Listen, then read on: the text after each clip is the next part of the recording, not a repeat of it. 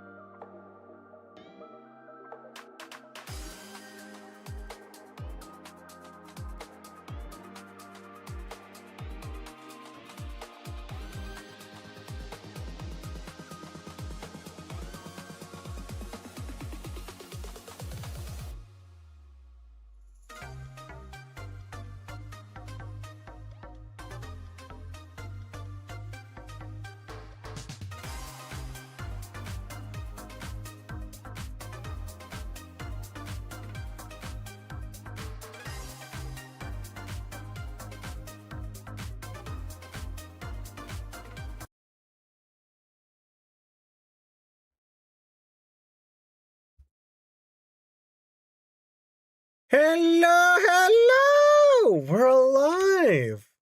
I think I'll go without the hat for today. Hello, people! Hello!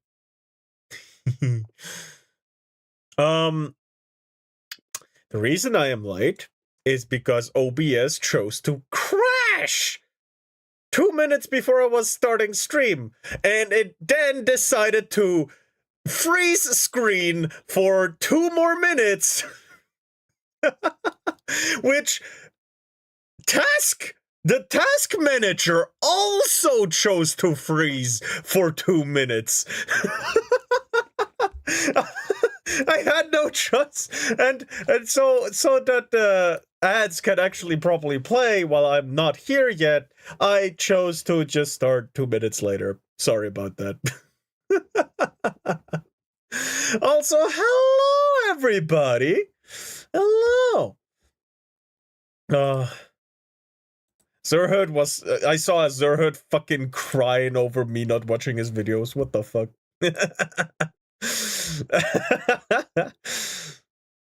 God damn it.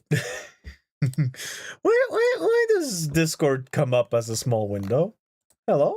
Are you okay?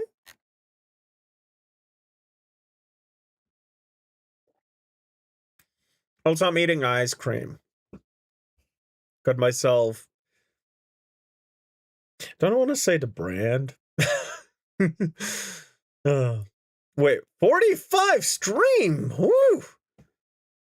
Wait, you guys see that in fucking German? Why? It's because you hate me and specifically on no other reason? Hold on. Do I really have to make my computer in English again? Hold on, let me check something. How do I get to the fucking options, bro? There. System.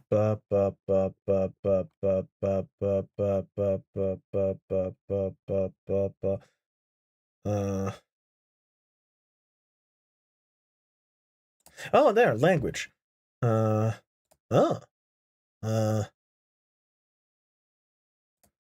This? I want this one to... Can I not just...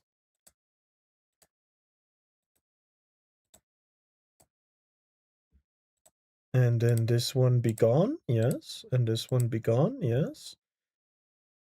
Yes. Then I want USA. Oh. United Arab Emirates. No.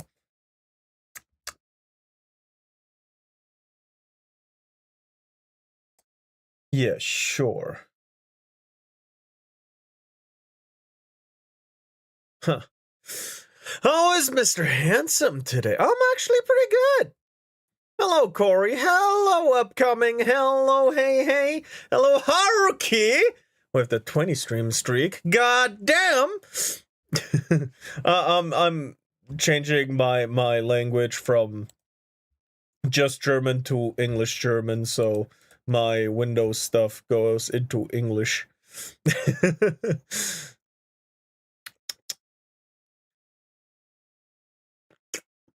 Oh yeah.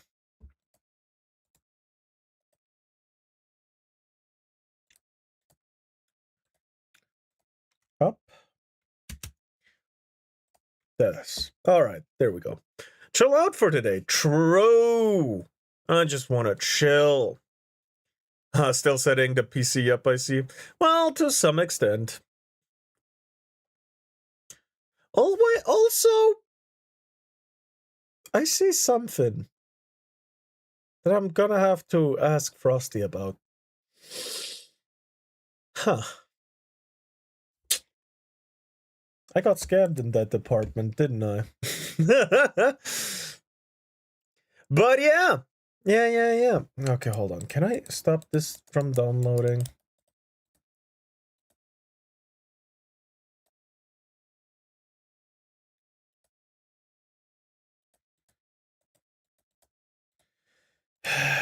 Yes. I just want the language. Yeah. No. Yes. Just that. Thank you.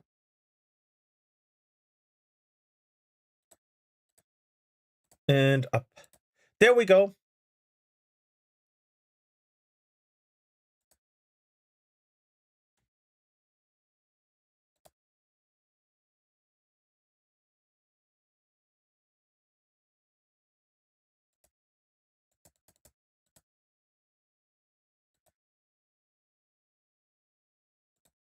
Oh.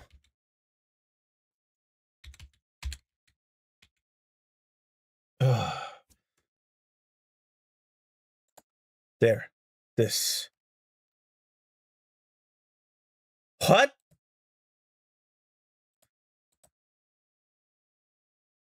All right. Oh, I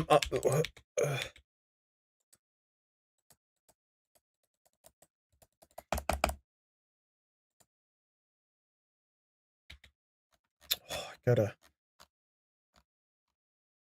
There's so many different English. What the fuck?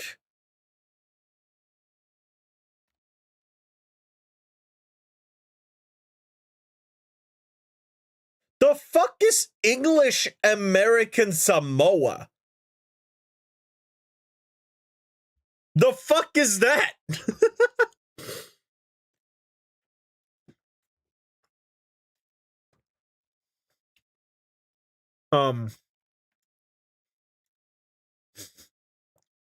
What the fuck is that? I don't know.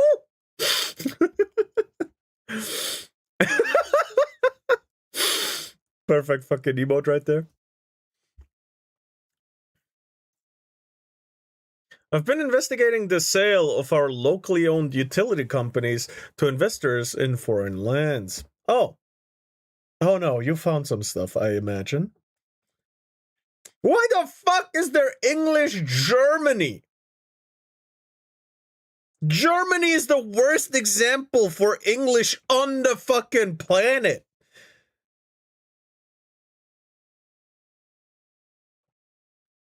What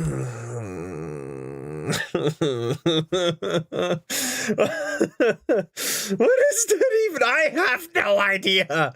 Where?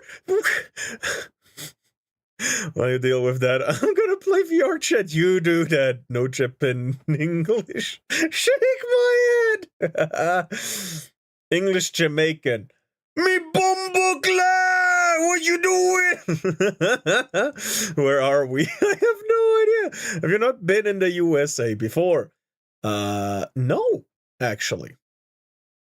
But I have family over there. Uh-oh. Uh-oh. Uh-oh. Ah! Ah! That was not my intention! Ah! Ah!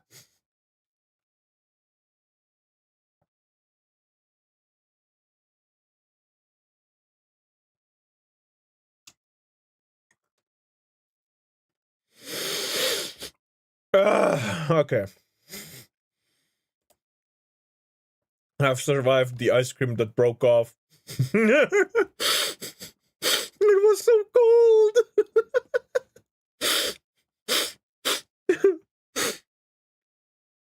Oh god.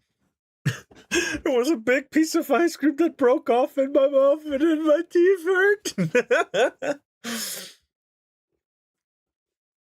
Oh. When I went back home, I almost hit a pole. Glad you only almost hit it, true. Hello, I just came back from listening to Turn On Tune and Cop Out by Freak Power. And play that song again by Ryo Kawasaki. That is a genius fucking name. That is a genius fucking name for a song. Oh my god.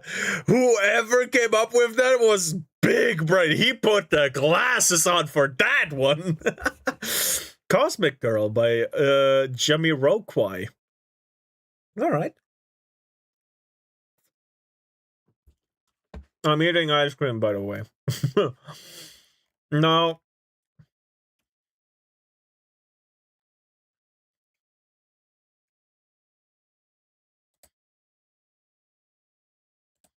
How do I...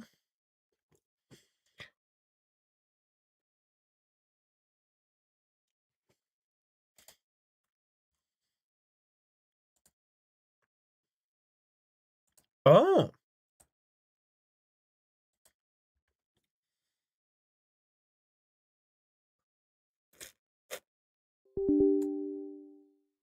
Everything good? Oh god.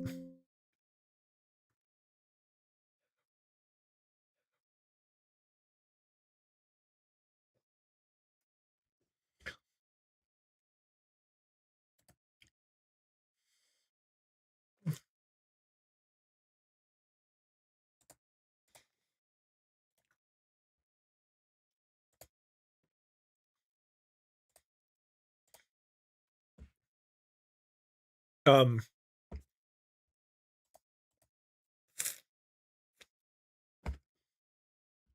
I am back.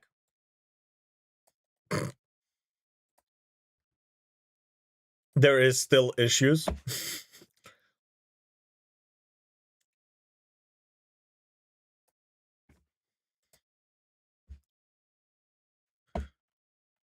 Um, what happened? It just happened. um, yeah. Also, I gotta restart my thing.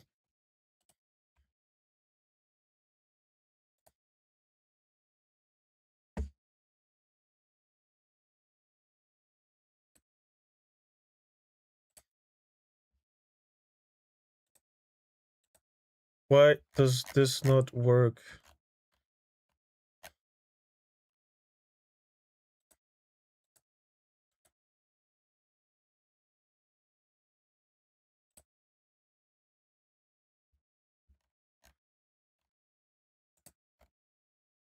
Um,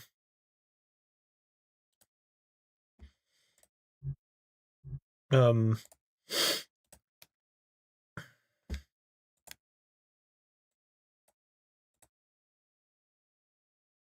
um, this is gonna be fine.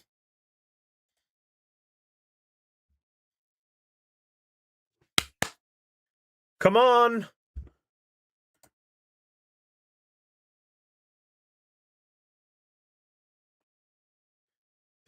Well,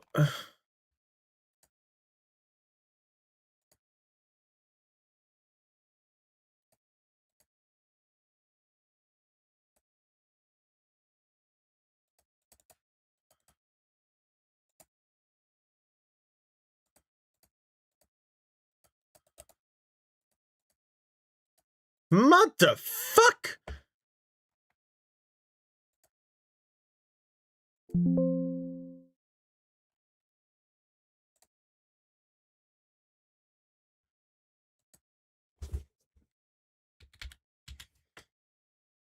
Oh, God.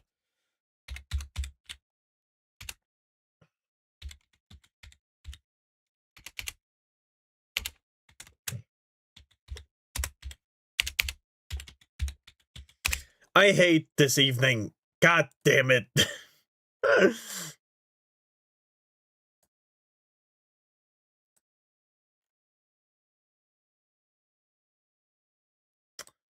Oh my God.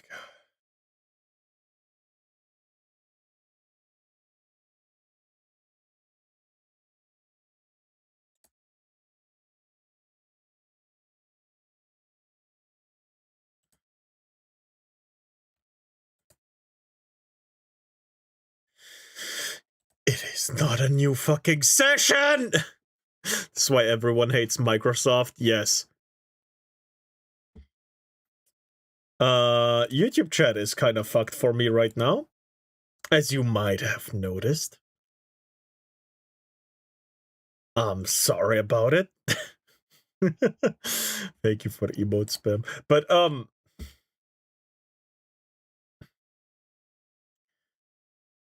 do I really have to do something stupid?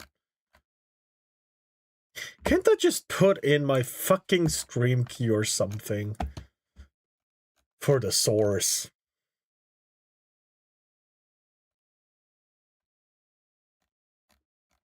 God damn it.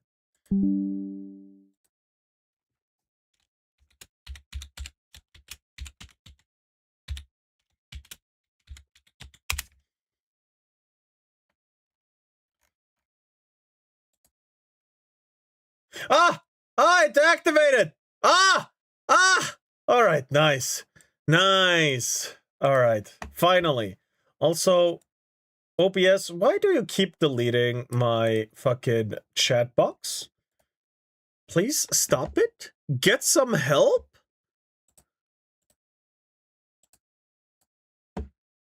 Like, what the fuck you mean? Apply. Close. Do I have to save it somehow or something? Sorry today? Honestly, I was better before everything decided to crash and burn down. Also, just a quick little test. If everything is how it's supposed to be. This shitty ass bitch. Why? If I do this.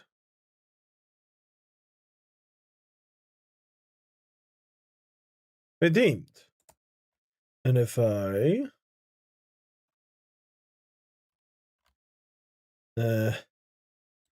instead...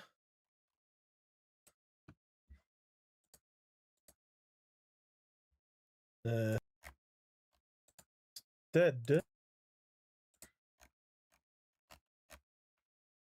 do this? Uh-huh. All right, I think it's in English again. I think everything is fine. Everything is fine. God damn it, everything is breaking all the time. I hate it.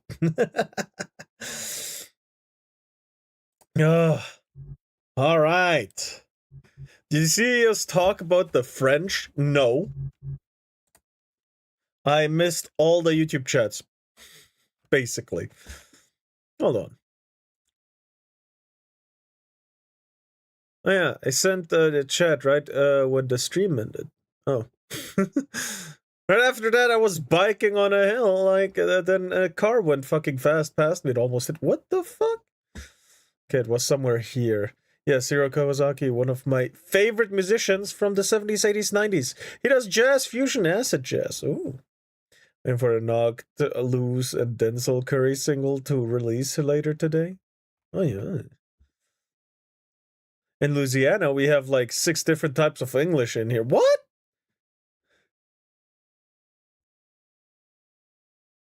Think about it like that. Yeah, I know where you're coming from.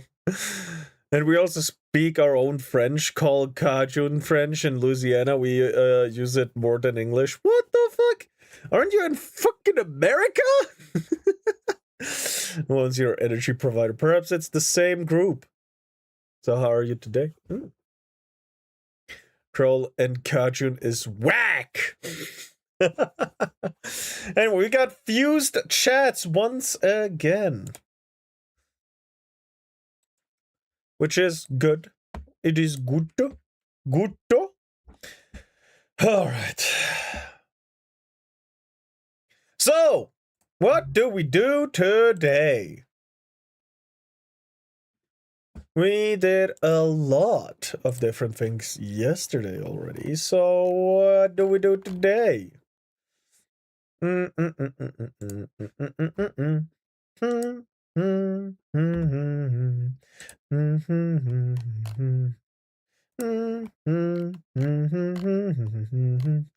we watched this, watched that. I'm not very interested in my conjoined kids hate me. Seriously, I'm not. What is this? It's over Asmongold. Also not very interested. Yeah, but Louisiana was a French colony. Hell, all of the USA at one point came from Europe. Yes, but the French don't exist. I lose my VTuber model. Powder. Kinda interested, actually, what the outcome of that is. Let's go. Hey, guys. Yeah, just a second, Powder. Just a second. Don't jump scare me with the hey guys 0.01 seconds into the fucking video. Holy shit.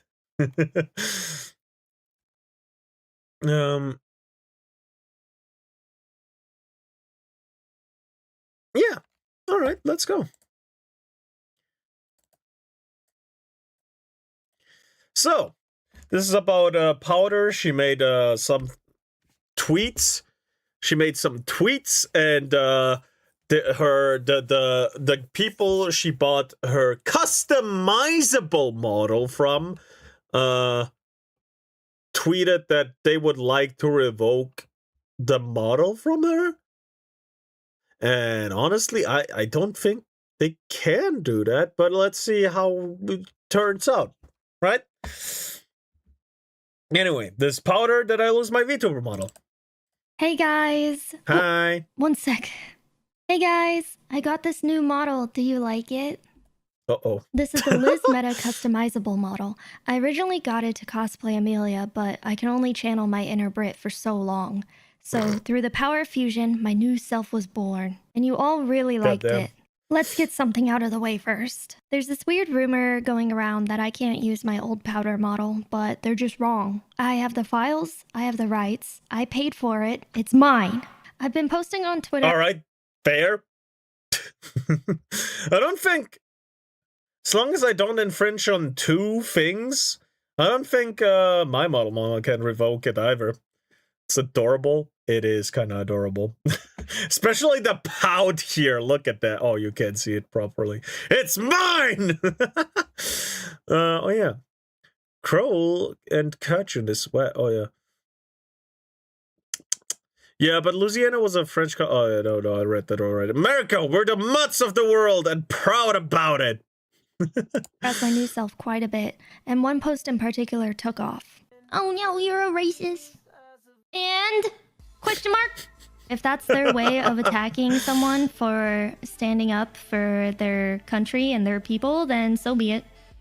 People took the and said, yeah, this is her. This is her whole personality. When that's not true. There was more to it, but yeah, whatever.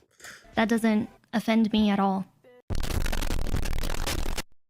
So the translation of what she said is, they're using racist as an attack, and I don't care for it. Wow, that is so racist of her. God damn, bro. Stop, I can only love her so much. Seems I've caused some controversy. Enough to catch the eyes of the model. Munta random cheetah. So, do I want to know what that's translated to? I don't know, man. The burning heart is cute, though. Artist.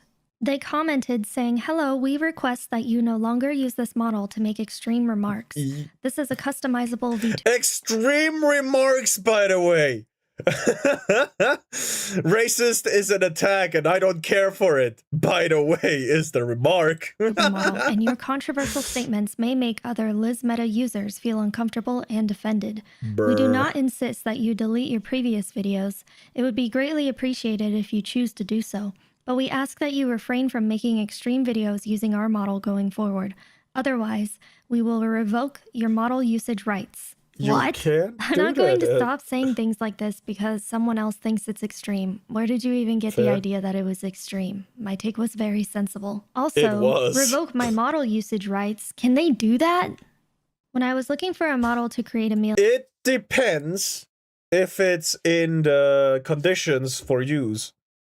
If you buy the rights outright, no. Right?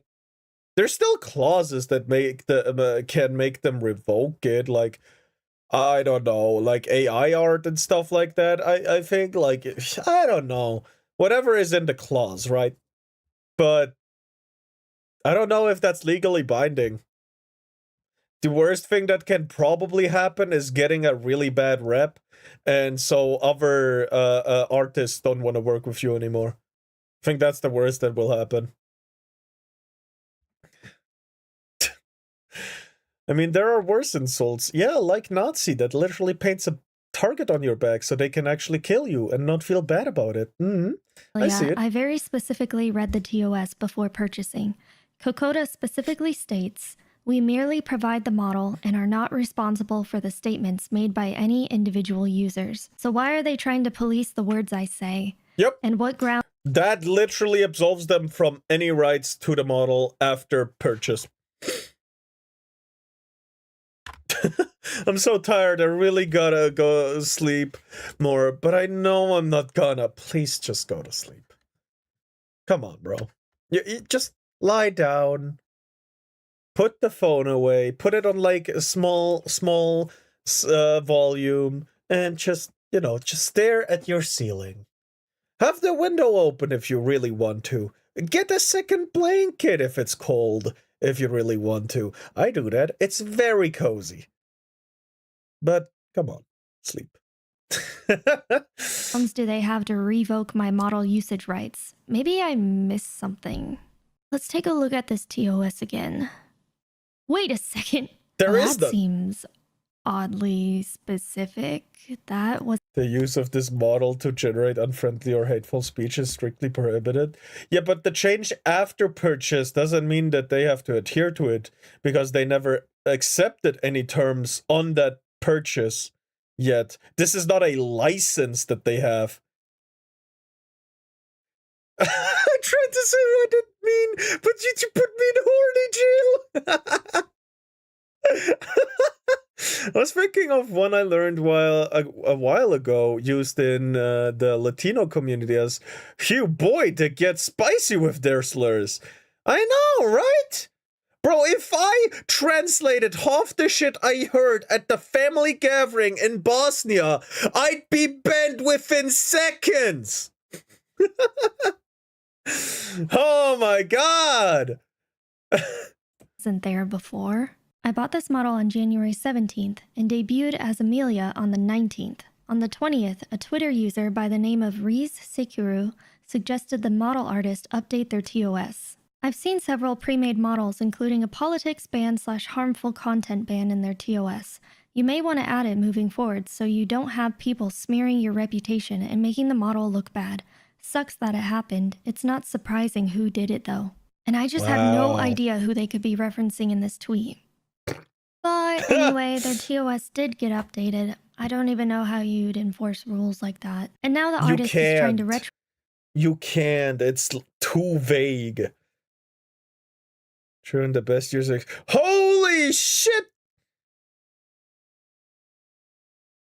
We're committed to protect the creators' rights, and we appreciate your understanding. cooperation for optimal results. Please confirm that you mastered the basic function of YouTube Studio software, such as...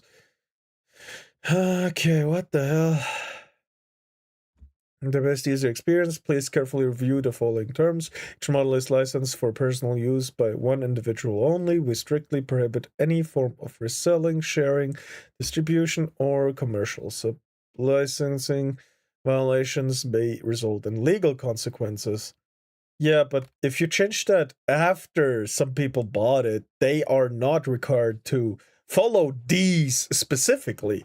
Like, what? Yeah, but you're from near the Balkans. It's kind of expected. Okay, fair. Fair. These nuts! Sorry. But yeah. Yeah, this is dumb. This is very, very dumb. You could have just shut the fuck up. Seriously. You would have gotten away with it too. Oh my god. Proactively apply that TOS to me. But I already bought the model. This isn't my first time dealing with Twitter controversy, so after Fair. the artist publicly threatened me, I decided to stay quiet and see how it played out. I was prepared for escalation if they went that route, because I will not bend to social pressure. My patience paid off. Okay. Since I chose not to respond or mention anything about the TOS change, I watched as a group of super sleuthers found it on their own and started spreading the word. I really appreciate that, thank you. The model was only ever a placeholder until I got my 3.0, but until then, I will keep using it. My community loves it and I love it too. I want to thank those of you for having my back. Thank you for defending me. I'm a hardened veteran at this point when it comes to controversy, but that doesn't mean I can always fight alone. So in summary, I paid for the model, it's mine.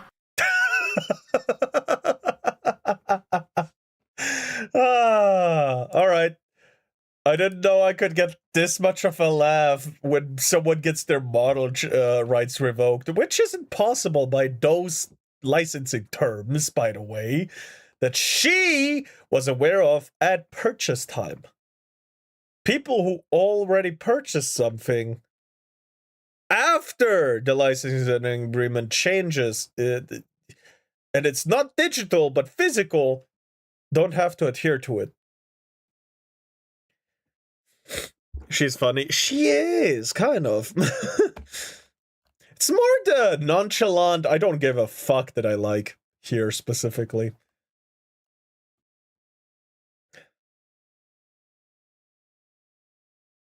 I know a Stonewall homosexual that would call the acts of the model mama here gay. I do too! Oh my god! The gay friend I called for how much money I should make for what that one thing demand. He's a fucking bro. Like we were talking once in his car. We just drove around for fun. And we just talked about what happened and stories. And he's the talker, and I'm just every now and then I'm like, oh yeah, something similar happened. Blah, blah, blah, blah, blah. And then I let him talk again. Right? It's like me talk 20%, he talk 80%. Perfectly balanced, by the way. And yeah. Oh, hold on, before that. Powder, like, comment, subscribe. Check her out! Very, very based. I have not seen anything that I disagree with on Twitter from her yet, or anywhere else. But I don't, like, actively look at her stuff. So, you know. Yeah. And we'll link her in a second. And again, this friend will call anything and everything the fucking F slur. And I love that. He don't give a fuck.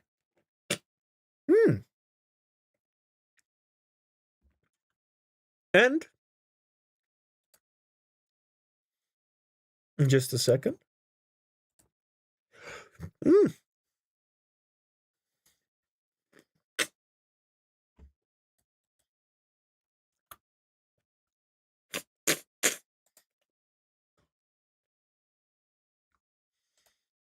I'm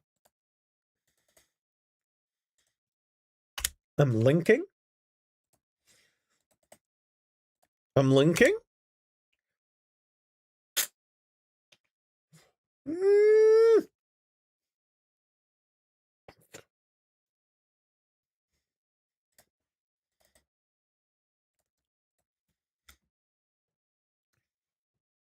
was probably the one that made them sick. What? My friend was at school again of being sick for a week. Oh.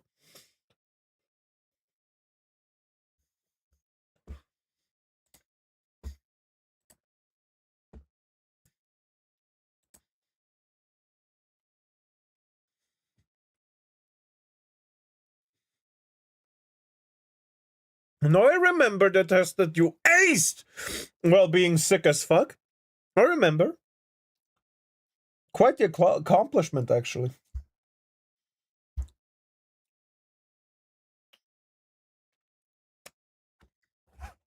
All right. Finally. Done. But yeah. This friend, he's using his gay rights to the full extent. If I had him here talking with me, I'd probably get banned. Honestly, that's probably why we're friends too. And based on Twitter, gay people are allowed to say it too. Because they're gay, and it's a gay slur. They don't give a fuck. He don't give a fuck. He called his ex the F slur. I was like, okay, bro. He was just ranting about his ex, and I was like, yeah, bro, he must have fucked up, huh?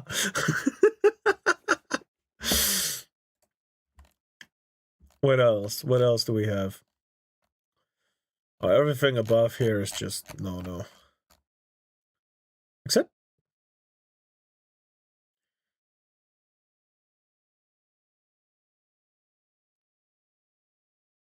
wait, that actually might be fun. Where is it? Where did I see it? Yeah, this one.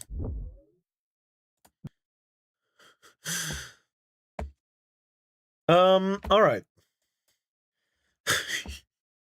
This is from Pepe Tales. A group of feminists forced to share an apartment with a man and realized they were wrong. I think I know where this is going, and I'm looking forward to it. A bunch of Karens. Let's go. Be me, Jolene. I guess I was 24 at the time. Maybe just turned 25. Living in an apartment with my two best friends, Annabella and Livia. Yeah. We were more than friends. We were a unit, a support system. True. Apartment was our sanctuary, a little corner of the world where we didn't have to deal with the constant background. She's not a Joe Star, though. Noise of male entitlement. We had posters on the walls, books on the shelves, all reinforcing what we knew to be true about the world. It was a good setup, the three of us against the world. Annabella was the youngest, the true believer. Her heart was always in the right place, even if she was a bit naive. Fucking bitches getting vibe checked by reality. It's always fun to hear about. Vibe checked by reality is something I gotta remember. Livia was the pragmatic one. She understood the system and how to navigate it, always thinking 2 steps ahead. Oh. And I was the anchor, the one who kept our ideology strong, who Ideology? reminded us why we were doing this. Doing we worked what? retail and service jobs, paid our bills, and spent our evenings talking, decompressing from the daily frustrations. Every day felt like a small battle. 1,000 tiny aggressions we had to endure from male customers, male managers, just men in general. Our home was the only place we could let our guard down. Then the trouble started. It was subtle at first, a missed shift here, reduced hours there. The cost of everything was going up, and our paychecks weren't. We started cutting back, eating cheaper, canceling subscriptions. But it was like trying to patch a dam with chewing gum. The financial pressure just kept building. I remember the day the first notice came. It was a polite but firm letter from our landlord, Amanda, reminding us the rent was late. We pooled our money and paid it, but we knew it was just delaying the inevitable. The next month, we were even shorter. That's when Amanda showed up in person. She wasn't a bad person, just a businesswoman. She had a mortgage to pay, and our personal struggles weren't her problem. She stood in our living room, arms crossed, and laid it all out. The message was simple. The rent was late again, and she couldn't afford to let it slide. She told us we had two options. Either we'd be evicted at the end of the month, or we could find a fourth person to take the empty bedroom and cover the shortfall. Uh-oh. We were devastated. The idea of bringing a stranger into our safe space was I think I'm more focused on the Minecraft in the background. Okay. Fair. horrifying. Annabella was almost in tears, talking about how it would ruin everything. Livia was already running numbers, trying to find a way out. But the math just wasn't there. I did the math, but damn am I bad at numbers. argued with Amanda, tried to reason with her about our situation, but it was like talking to a brick wall. She told us she didn't care who we found, as long as they passed the background check and paid on time. She gave us a week to decide. That week was miserable. We posted ads online, looking for another woman to join us. The responses were few and far between. The ones who did reply were flaky. Hi, Chet. Or just didn't seem like a good fit. The deadline was approaching, and the panic was setting in. Then Amanda called me. Hello, She sounded dog. pleased with herself. She said she had found a tenant for the empty room. Oh. I felt a wave of relief, and I asked her to tell me about the person. There was a pause on the line. Then she said the applicant's name was Johnny. I asked if she meant a woman, like Johnny with an ah. She laughed. Nope, Johnny, as in a man. I felt the blood drain from my face. I told her absolutely not. No way. We would not live with a man. It was completely out of the question. Amanda's tone turned cold. She informed me that he had already passed the background check, had a stable job, and was ready to pay the deposit and first month's rent immediately.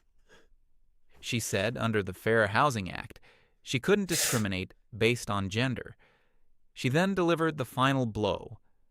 Her exact words were something like, either you accept him as a housemate, or I accept his application to rent the entire apartment after you're all evicted. She had us. She knew she had us. It was a checkmate. We could either share our sanctuary with a man or lose it entirely. I hung up the phone and told Annabella and Livia. The mood was funereal. Annabella actually started crying, saying she felt violated already. What the Livia fuck? was furious, but her anger was directed at the system, at our financial reality. Fair enough. She saw it for what it was, a trap. I felt a cold, hard rage building inside me. Johnny, This- I just need a place to live, you psycho bitches. God damn. Well, let's see. They did say they're angry at the system and not at the guy. So let's see how it turns out, right? This can't be just a hate men story, right? Get over with a book. Someone just whacked it at my head. What the fuck? Was it. This was the patriarchy in action. Oh. Even in our own home, we were being Alright, forced to accommodate a alright. man because of money and power. We spent the next couple of days in a state of dread, waiting for him to arrive. We decided that if we were being forced into this, we would set the terms. We would be in control. The day he moved in, we were all waiting in the living room. Amanda brought him by to sign the final papers. He was not what I expected. I guess I was picturing some loud, obnoxious bro type. But Johnny was quiet. He looked tired. He was wearing work clothes, jeans, and a plain t-shirt with sturdy-looking boots. His Yep. hands looked rough, like he worked with them. There was grease under his fingernails. He didn't say much. I'm sorry, why does this read like a fanfic? Nodded and gave one-word answers to Amanda's questions. He didn't really look at us. It felt like he was actively trying to take up as little space as possible. This didn't make me feel better. It felt like an act, a trick, a way to seem non-threatening before revealing his true nature. Oh, come After on. Amanda left, I called him into the living room for a house meeting. He stood in the doorway, not wanting to come all the way in. I was the spokesperson. I held a piece of paper in my hand. I told him that for this arrangement to work, we needed to establish some ground rules to ensure our home remained a safe space. He just watched me, his face impassive. I started reading from the list we had prepared. We called it the roommate agreement. They're feminists. I have about as much faith that this isn't going to be a hate man story as I have faith in the federal government. So none minus negative, bro. I trust a hungry bear to leave me alive more than I would trust the government. First, he was not to initiate conversations with us. If we needed to speak with him, we would speak first. Second, he was not allowed to have guests over, especially male guests.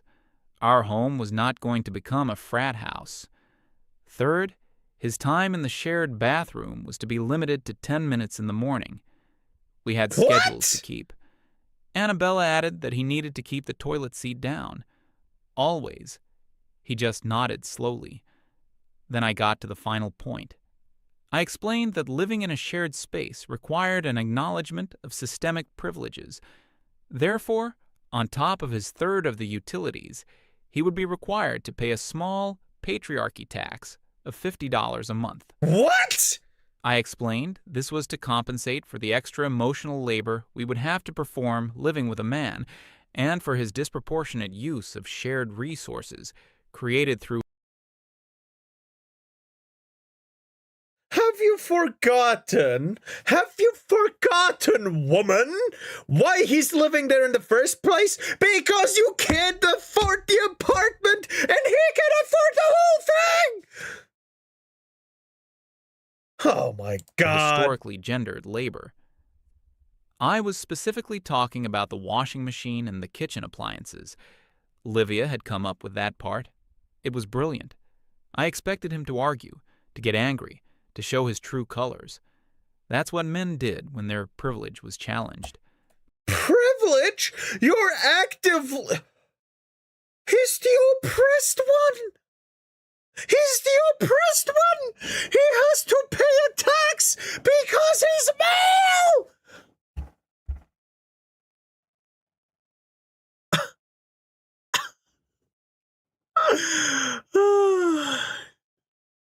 I trust the bear with rabies with my life rather than the feds. I'm awake. Hello, sure.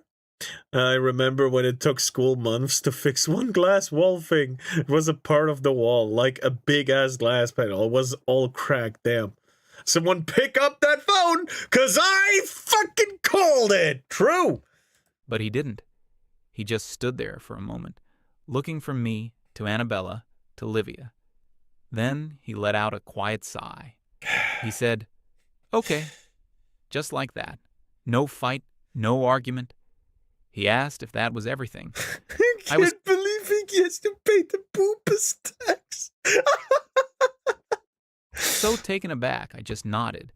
He took the paper from my hand, went to the kitchen counter, signed his name at the bottom, and handed it back. Then he went into his room and closed the door. We were stunned. We had won. It was that easy. Annabella thought maybe he was just scared of us, of our unified front. Livia figured he was just desperate for a place to live, and would agree to anything. I thought it was a sign of his guilt. He knew he was an intruder, an oppressor, and he was What? That's crazy! willing to pay the price. We felt powerful. Oh my God. We had taken a bad situation and turned it to our advantage. The first week or so was weirdly quiet. Johnny was like a ghost. He would leave for work early in the morning, before any of us were up. He would come home late in the evening, go straight to his room, and stay there. We would sometimes hear him moving around, but he never made much noise. He used the kitchen late at night, after we had all gone to bed. No, you turned your perceived victimhood into a weapon like a bunch of sociopaths! True. Very, very true. God damn it. In the morning, the only sign he'd been there was a single clean plate and fork in the drying rack. He followed all the rules perfectly. It was almost unnerving. The $50 Why? tax was on the kitchen table in cash on the first of the month. We started to relax a little. Maybe this wouldn't be so bad after all. He was basically a silent wallet who paid his share of the rent. The thing you perceive men as. Wow.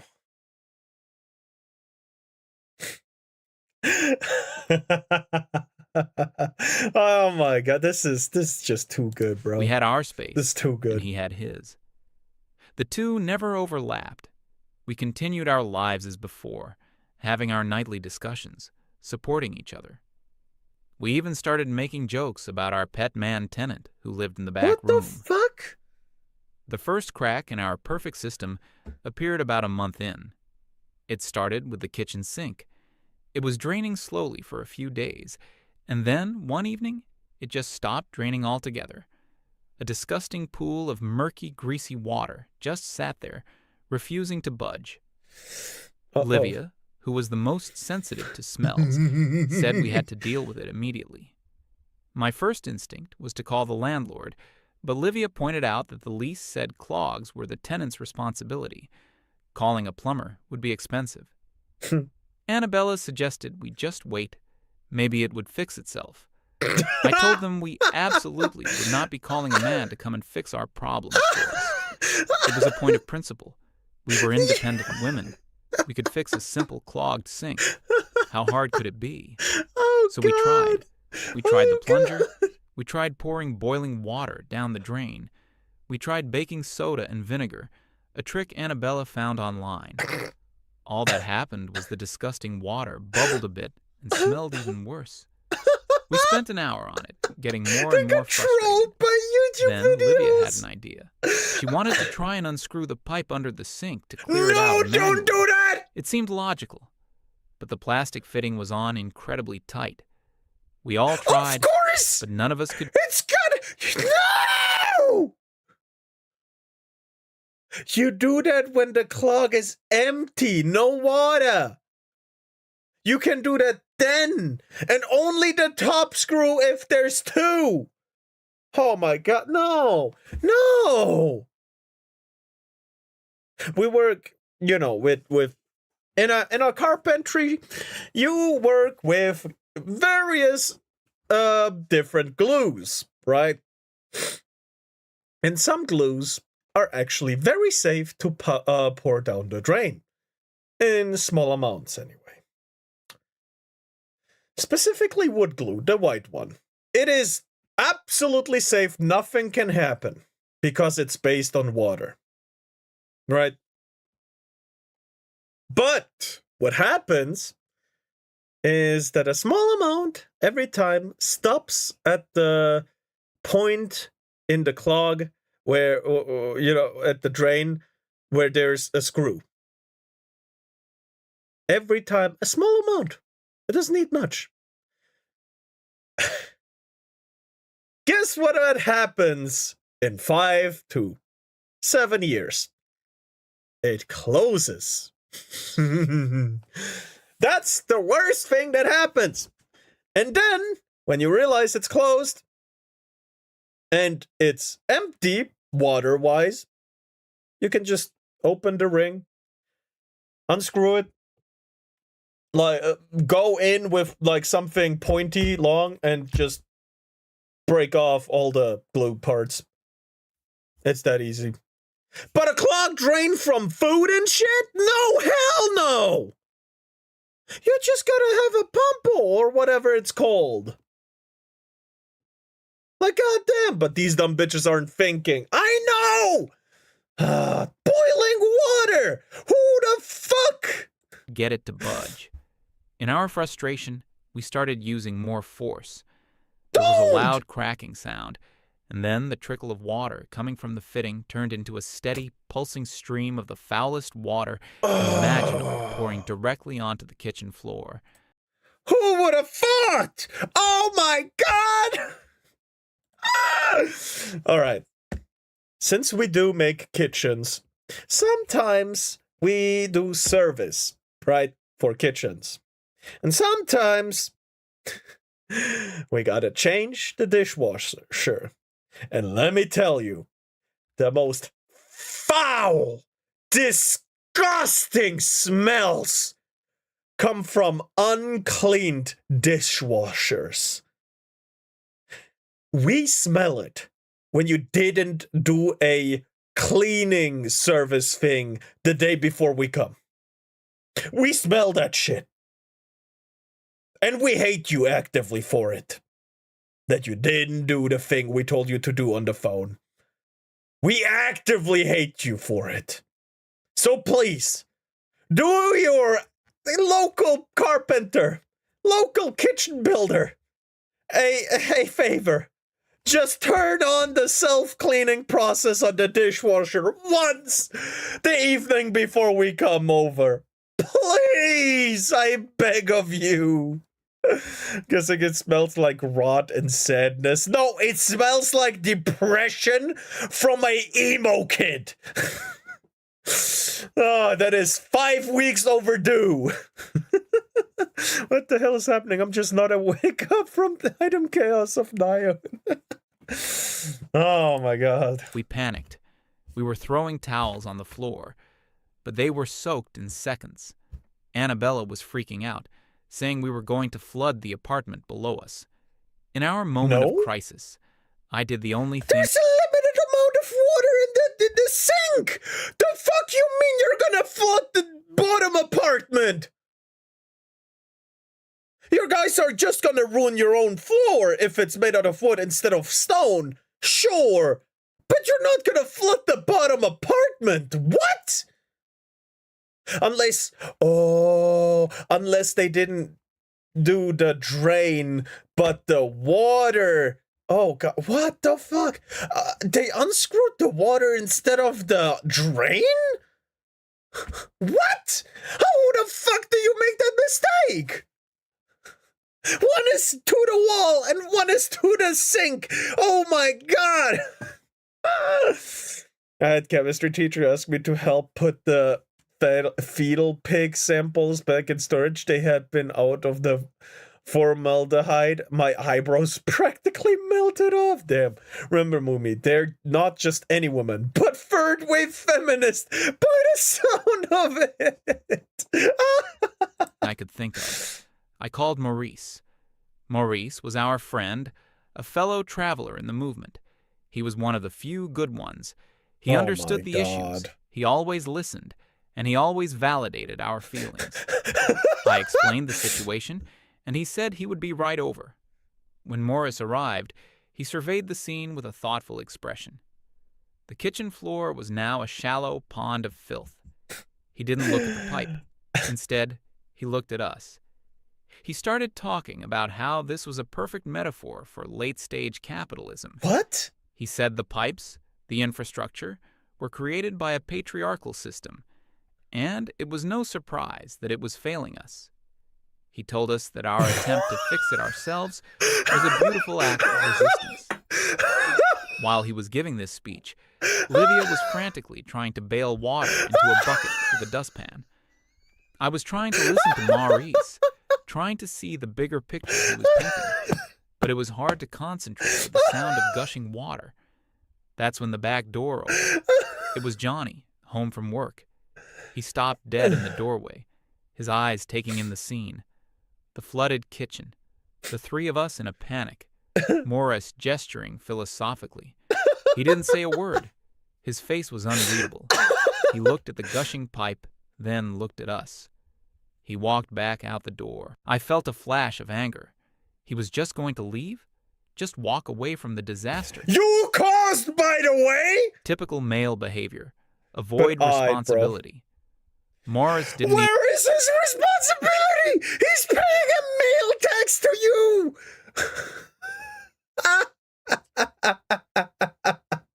Not only did he save you from your apartment paying failure, he— oh my god, there's no fucking way. God, feminist has entered the building. He definitely is sex offender then. I don't want to judge. I don't know too much about that. Maurice is a troll for real, for real. I wouldn't be surprised, fair. I want to sleep, but I have so much to do, yeah. God, I hate these entitled bitches, yes! Even seemed to notice him. He was now talking about deconstructing the very concept of plumbing. What? A minute later, Johnny came back in. He was carrying a large, heavy-looking toolbox. He walked past all of us, as if we weren't there. Yeah, He knelt because you're down in the not. puddle of water, not seeming to care that his jeans were getting soaked. Oh He no. placed a bucket under the leak. It's gonna dry. Then he took out a wrench and, with a single, smooth movement, tightened a valve somewhere that we hadn't even seen. The gushing water slowed to a trickle, then stopped. They really did! They didn't unscrew the fucking drain! They unscrewed the water supply! How? How do you mistake those two? Oh my god!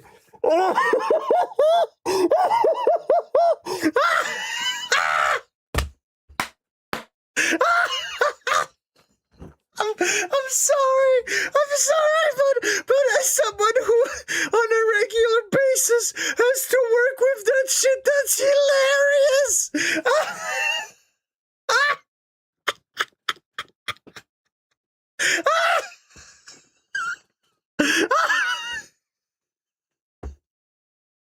Oh my god, crazy in 4K, true! I might be a retard, but I ain't dumb! Fucking Maurice, even less than useless. Get out of the way, micro penis Maurice. I never sleep because I worry about time and how I use it. I also can't sleep. That's not true.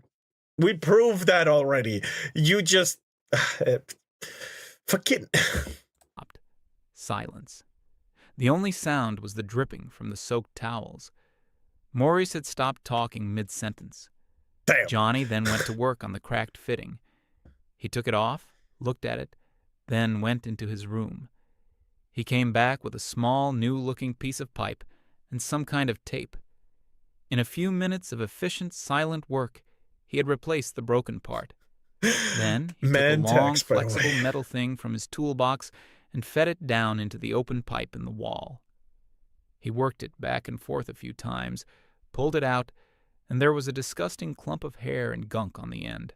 Damn. He cleaned it off with a paper towel, put everything back together, and then turned the valve again. He turned on the faucet. The water swirled and disappeared down the drain with a satisfying gurgle. The sink was fixed. The whole process had taken less than 15 minutes. He stood up, wiped his hands on a rag. He looked at the flooded floor, then picked up the mop from the corner. He started mopping up the mess, efficiently wringing the mop into the bucket. None of us knew what to say. Morris finally spoke. He cleared his throat and said something about how it was interesting to see traditional masculine roles being performed. Shut up. Shut the fuck up. Shut the fuck up. Oh my god. Shut your ass, girl. Looking ass up, bro. Fuck off. Oh. Oh boy, Mumi is loving that. Yes, as someone who works with his hands as well, this is delightful. Johnny didn't even look at him. When the floor was mostly dry, he put the mop back, picked up his toolbox, and walked towards his room.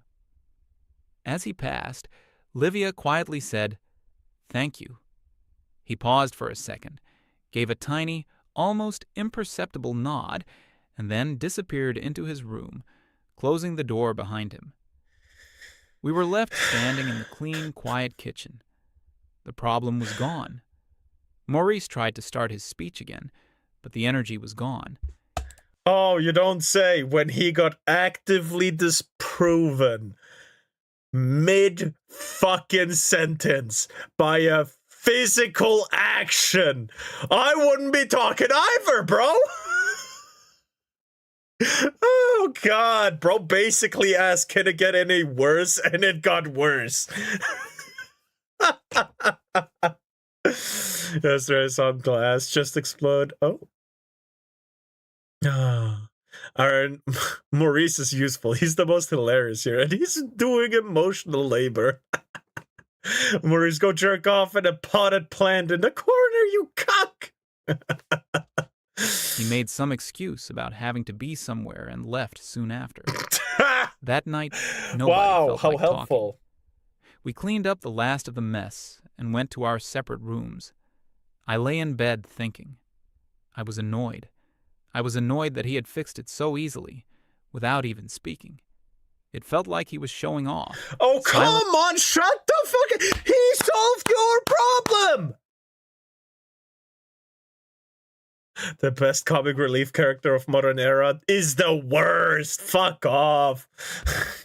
Simply mocking our incompetence. No, he just solved a problem. Girl,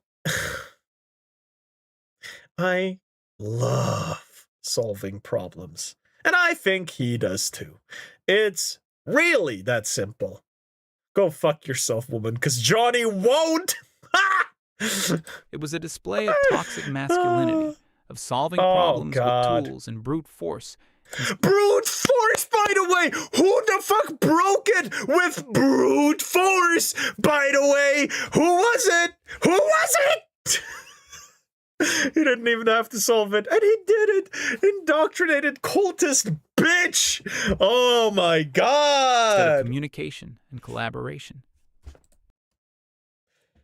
So, if you have the tools, knowledge, and skills to fix something in the smallest time amount possible, why the fuck would you want bureaucratic bullshit like collaboration to take up time?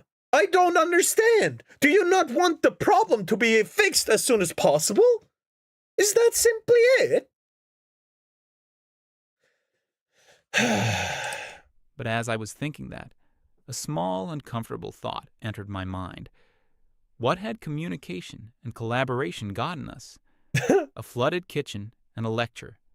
His tools and brute force had gotten us a working sink. It's a set of skills, a particular set of skills and tools. Come on, it's not brute force. Brute force is when I take a hammer and hope for the best. And yes, we do that sometimes. And yes, it works 90% of the time. And a dry floor. I pushed the thought away. It was just a fluke. We were just unprepared. Next time we would do better. But I noticed something had changed.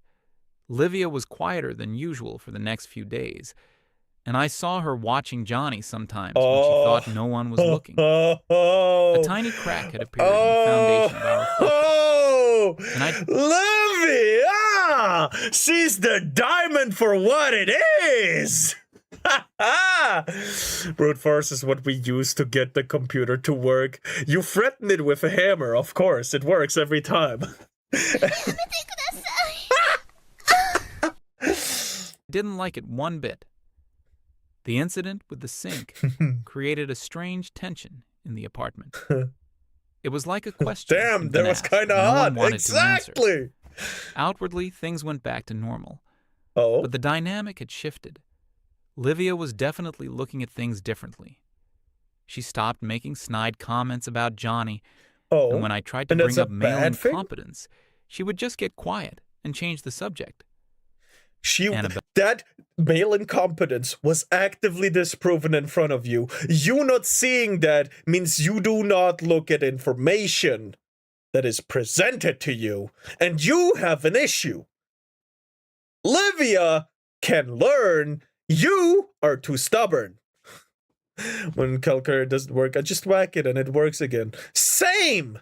Sometimes the batteries are just out of whack, so, whacking them back into place works. Bella was confused. She was loyal to our cause, to me, but she couldn't ignore what she had seen. She saw a problem, and she saw it get solved. It was simple, and it contradicted everything we believed. I felt like I had to work harder to keep our ideology intact. I tried to frame the sink incident as a learning experience. I said it showed how the system makes women dependent on male skills.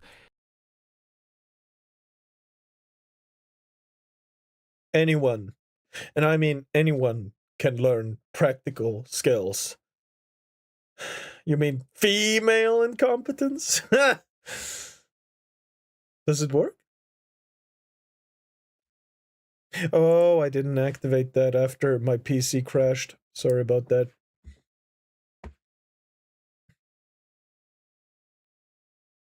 And that we should take a basic plumbing course to empower ourselves. Livia just gave me a flat look and asked if we should take an electrical course and a drywall course too, just in case. The sarcasm was obvious. Yeah.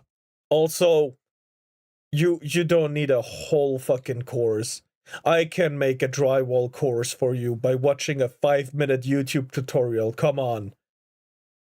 Fixing a hole in the wall is way simpler than putting up the wall from ground up.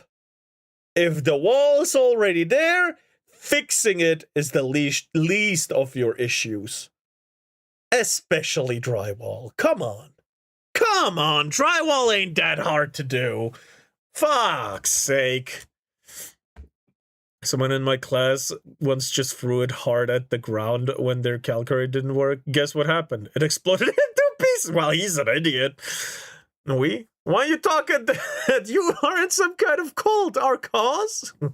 Ah, yes, let's not take on new information and use it to change the conclusion, but make excuses as to why this doesn't disprove our conclusion. Flat Earth theory in a nutshell?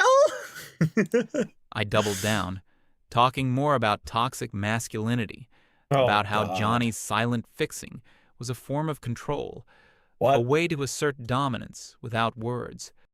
You know what everyone could have done in that second? Tell him thank you. I have a feeling that Johnny is just aware that every single one of them is a lunatic bitch based on the male tax. Which, what? But, you know. And he knows what you guys think and how you think. And that's why when one of you gave him a thank you, he was shook. He genuinely didn't expect that.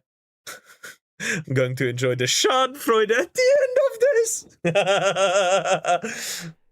Annabella would nod along, but she didn't look convinced anymore. Yeah. Livia would just leave the room. I felt like I was losing them. The foundation of our little world was cracking. Your little world was based on hating men. What the fuck you think when the men you very much hate fix your problems? Then, a couple of months later, the real test came. Oh. It was getting into late fall, the kind of weather that gets cold and miserable. Rain for days, a damp chill that gets into your bones. One night, I think it was a Tuesday, the power went out. It wasn't just us.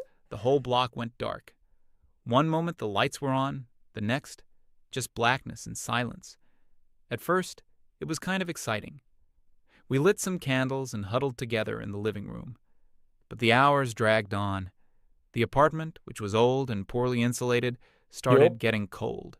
Really cold. Oh yeah, it gets cold. We could see our breath in the candlelight. We piled on every... You can see my breath when it's cold because I keep the window open.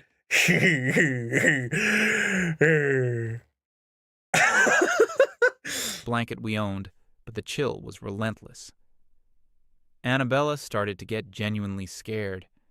She hated the cold, and she was worried about how long it would last. Livia was practical, trying to figure out if we had any food that didn't need cooking. The answer was basically crackers and a sad-looking bag of chips. I tried to keep everyone's spirits up, talking about how this was a chance to disconnect from technology and reconnect with each other. Brr. After about 3 hours of shivering, my little speech wasn't working anymore. We were miserable and hungry and cold. And of course, someone suggested calling Maurice. No, do not! He answered on the first ring, full of concern. He said the power was out at his place too, but he promised to come over and bring supplies. We felt a bit of hope. Maybe he'd have a flashlight or some ideas. Let me guess, he's just gotta bring food and maybe one singular blanket. And that's it. I mean, that would be helpful already. Or the supplies is a book on how patriarchy is at fault and how the light is the electricity is patriarchy fueling systems. I don't fucking know. I don't know that speech. I'm already taking sadistically and hearing the narrative of the cult is crumbling. Oh my god. You're so sadistically glee at this that you could convert to a Slaanesh cult. You're embracing Slaanesh at this point. Honestly, the feminists are just hilarious, but they at least the better than performative tradwife that trying to maximize min-max her life by obtaining advantages of marriage and keep the opportunities of modern women in society. What? But they at least better than performative tradwife that trying to min-max her life by obtaining advantages of marriage and keep the opportunities of modern women in society. Oh, both at the same time. Yeah, fair. What he does is hilarious. I trust. My brain is just asleep. I'm not following what's happening. I blame math. I blame the Minecraft in the background. Or he's going to take this opportunity to do what all male feminists do in this scenario. He showed up about an hour later. The supplies he brought consisted of a bag of kale chips and a single large bottle of kombucha. He also brought his...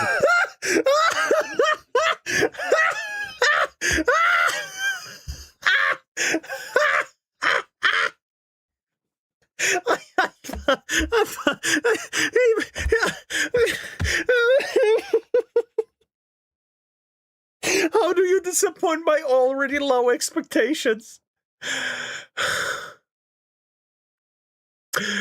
This is just precious, man. What? Those are some weak ass supplies, bro. A bag of chips and a large bottle of fucking alcohol. He took the opportunity of them being depressed and wants to fuck. I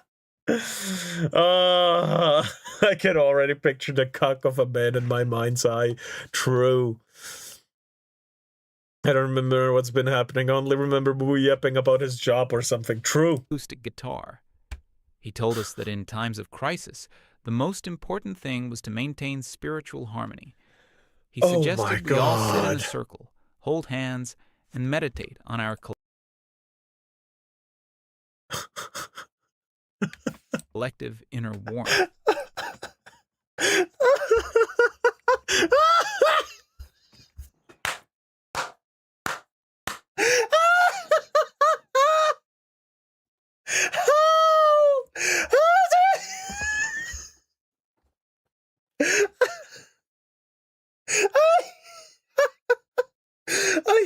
How do you come up with that?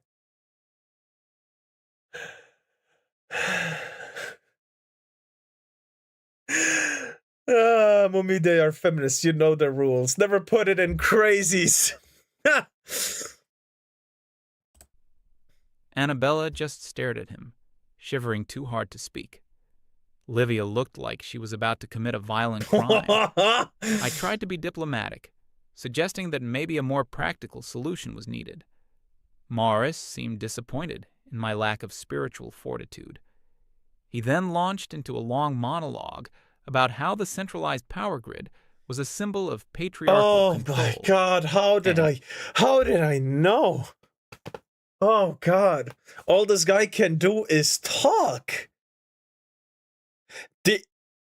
Brother, the time for talks is over.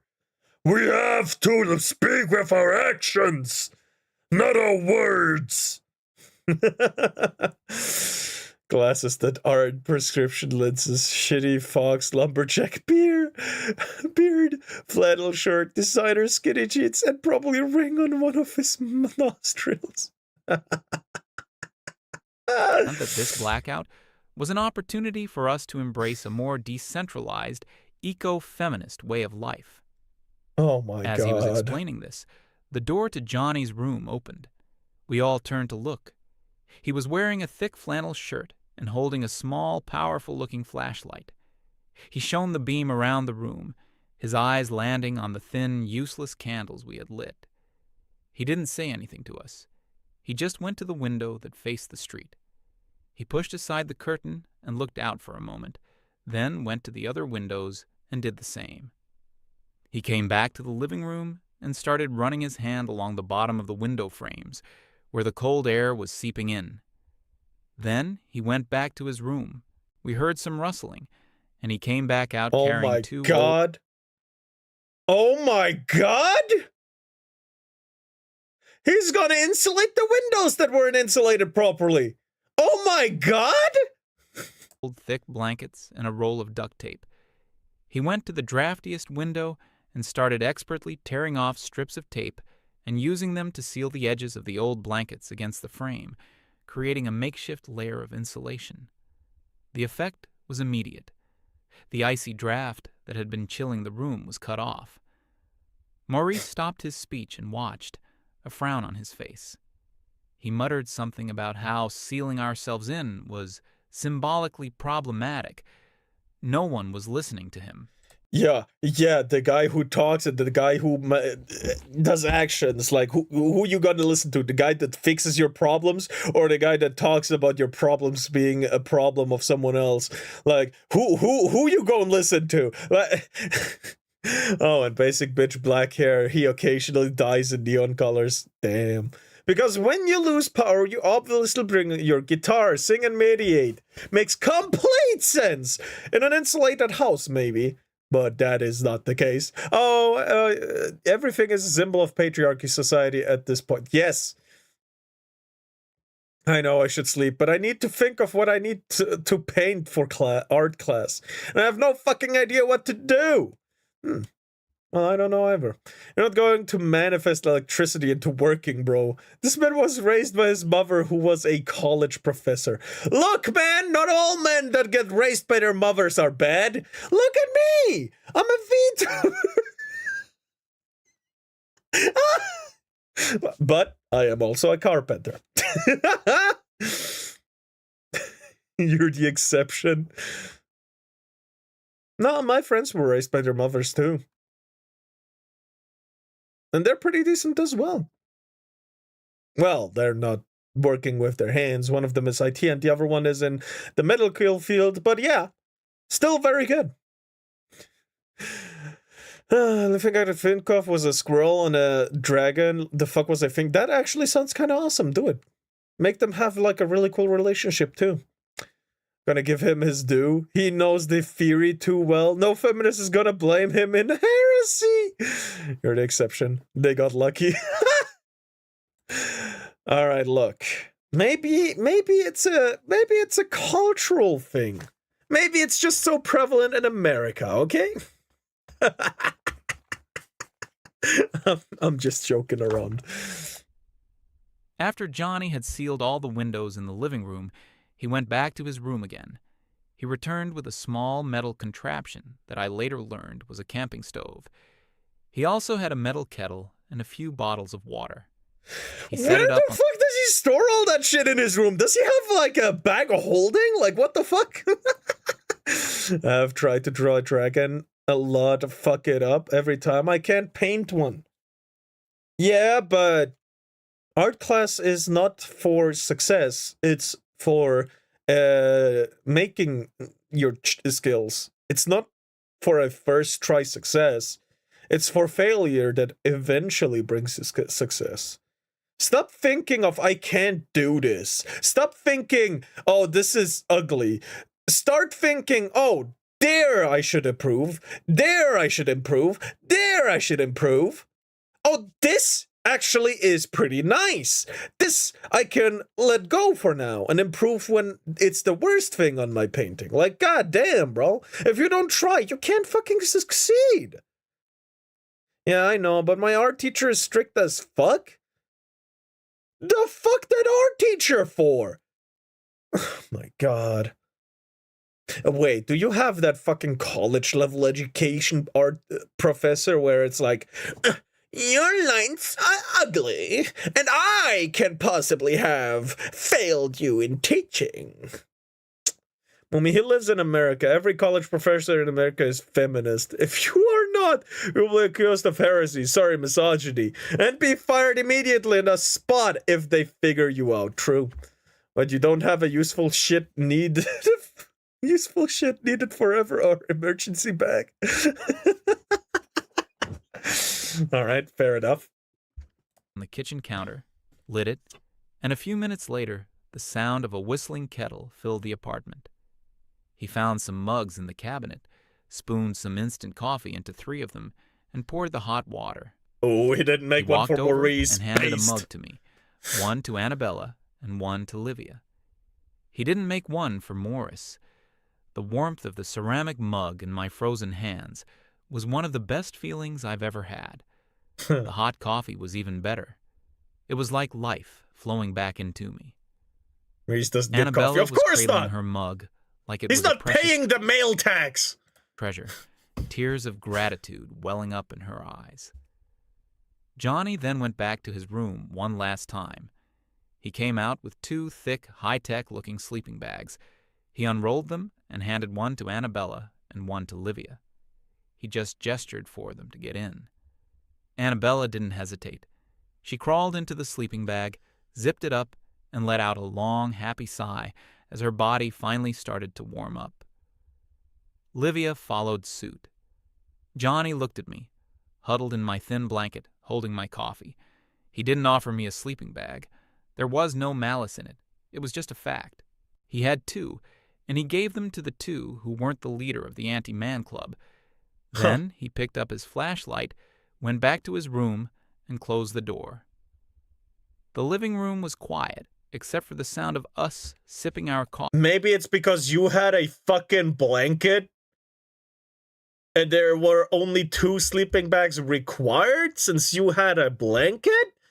If he really wanted to make a show of, you being the leader, he could have just not given you a coffee. Like, what the fuck? I mean, is strive into being better in content creation every day, and that's kind of my journey. Yeah, for sure, bro. Mind you, it's instant coffee, so it's not the best, but coffee is coffee. Fair enough! I don't know, but I do get a lot of, you need to do this better and stuff. I don't even do what I want. It's art. It's for creativity. Yeah, apparently not. You gotta do what she wants, not what you want. It's disgusting. I was lucky. I keep saying this, but I was really very lucky in the, well, for the most part. At least one of them hated me. But for the most part, I was lucky with my teachers. Right? And I'm not talking about the guy that saved me, but more like the art class teachers. Also very lucky with them. Like, goddamn. In our first year, she let us listen to music in art class. It was the only class we could actually use our phones in. Until one guy in some other class told his math teacher, we are allowed to listen to music in the art class, though! And then the school made a rule where no one is supposed to listen to music anywhere. And we weren't allowed to use music anymore. Which sucked ass! But do you have postmodern artist professor or something? No, worse. What are they called again?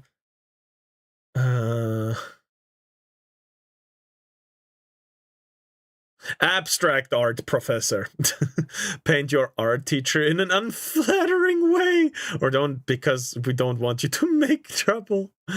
Yeah, we are also allowed to listen to music, but still. Or do it anyway and call it tyranny. Oh, God. Coffee.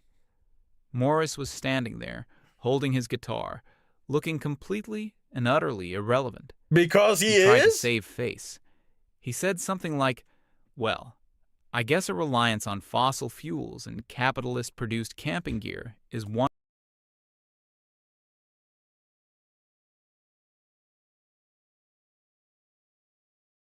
Did you are you just as flabbergasted as I am at the God damn it! How does One response to this situation. Yeah, you're not surprised, I guess. Livia's head popped out of her sleeping bag. She looked at Maurice with pure contempt. She told him, her voice dripping with ice, that he should probably leave. She said his spiritual harmony was giving her a headache. Damn! Maurice was Damn! shocked. Livia! God damn! Holy shit! Honestly, I think Western society needs to revisit the concept of masculinity. This thing is making us strive for better, improve ourselves, and have good emotional shield. At the end of the day, do you think feminine boys can fight at wars? Do you think? Okay. Yeah. It was a predictable as fucking sunrise. She gives us tests and there is a picture of a white wall and some rocks. Then the question is, how does this represent nature? Name 3 different things. Like, what the fuck am I supposed to answer? And she wants us to answer in the most detailed way. What? And we also cast socialism and Marxism into the fires. Please. Olivia turned face. Oh. He looked to me for support. I just looked down into my coffee cup. I had nothing to say. Damn. He left, Damn. looking wounded and betrayed. The 3 of us stayed in the living room that night. Annabella and Livia warm in their sleeping bags, me wrapped in every blanket I owned, still cold. The power came back on sometime in the middle of the night. But the damage was done. Our ideology had been pitted against a simple physical reality, the cold, and it had failed spectacularly. Yup. Morris, our chosen male ally, had offered lectures and kale chips. Instead of Johnny, help. the silent intruder, had offered warmth and practical solutions. The evidence was undeniable. After that night, things were different. The resistance was over. Annabella started being openly polite to Johnny. She would say good morning to him, or thank him if he held a door open. This reads like a fucking movie. Not that bad in drawing and painting, but I get bad grades due to those fucking tests. That is retarded as hell. The fuck you mean? No, we had, in our art class, we never even had a test. Well, no, we did, that's wrong. However, our tests were, we get like 3 lectures of teaching a specific skill in art. Like, for example, different kinds of shading. And how well we mastered it is the grade you get at the end. Wow, how you use it is up to you. It just needs to be relevant in what you do. Or making something seem further away by making the lines further apart and stuff like that.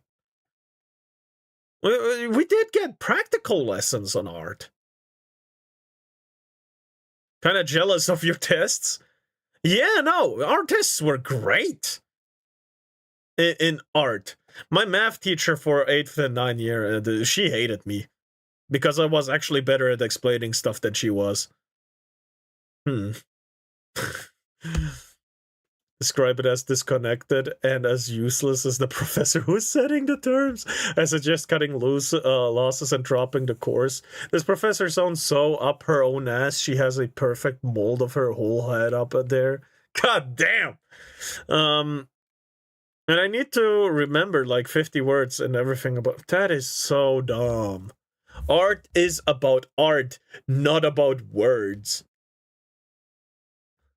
Don't know why I care. I don't live in US, so I should probably watch their world going ablaze. But I feel bad for the people that caught in crossfire. But the trick is that in this situation, the whole civilization is caught in crossfire. They can understand that this was wrong, that it will probably be too late. Yep.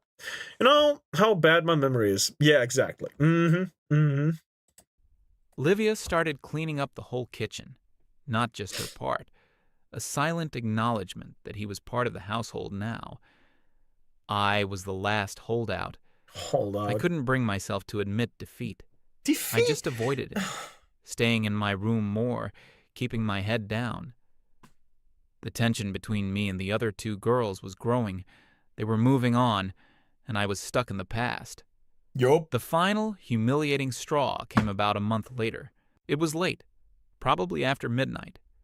Livia and Annabella were already asleep. I had been in the living room reading and went to go back to my bedroom. I closed the door behind me, and it made a weird clicking sound. I tried the handle. It wouldn't turn.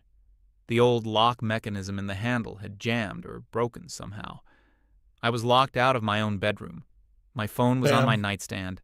My keys were in my jacket pocket inside the room. My wallet, everything. I was standing in the hallway in my pajamas with nothing. I tried jiggling the handle.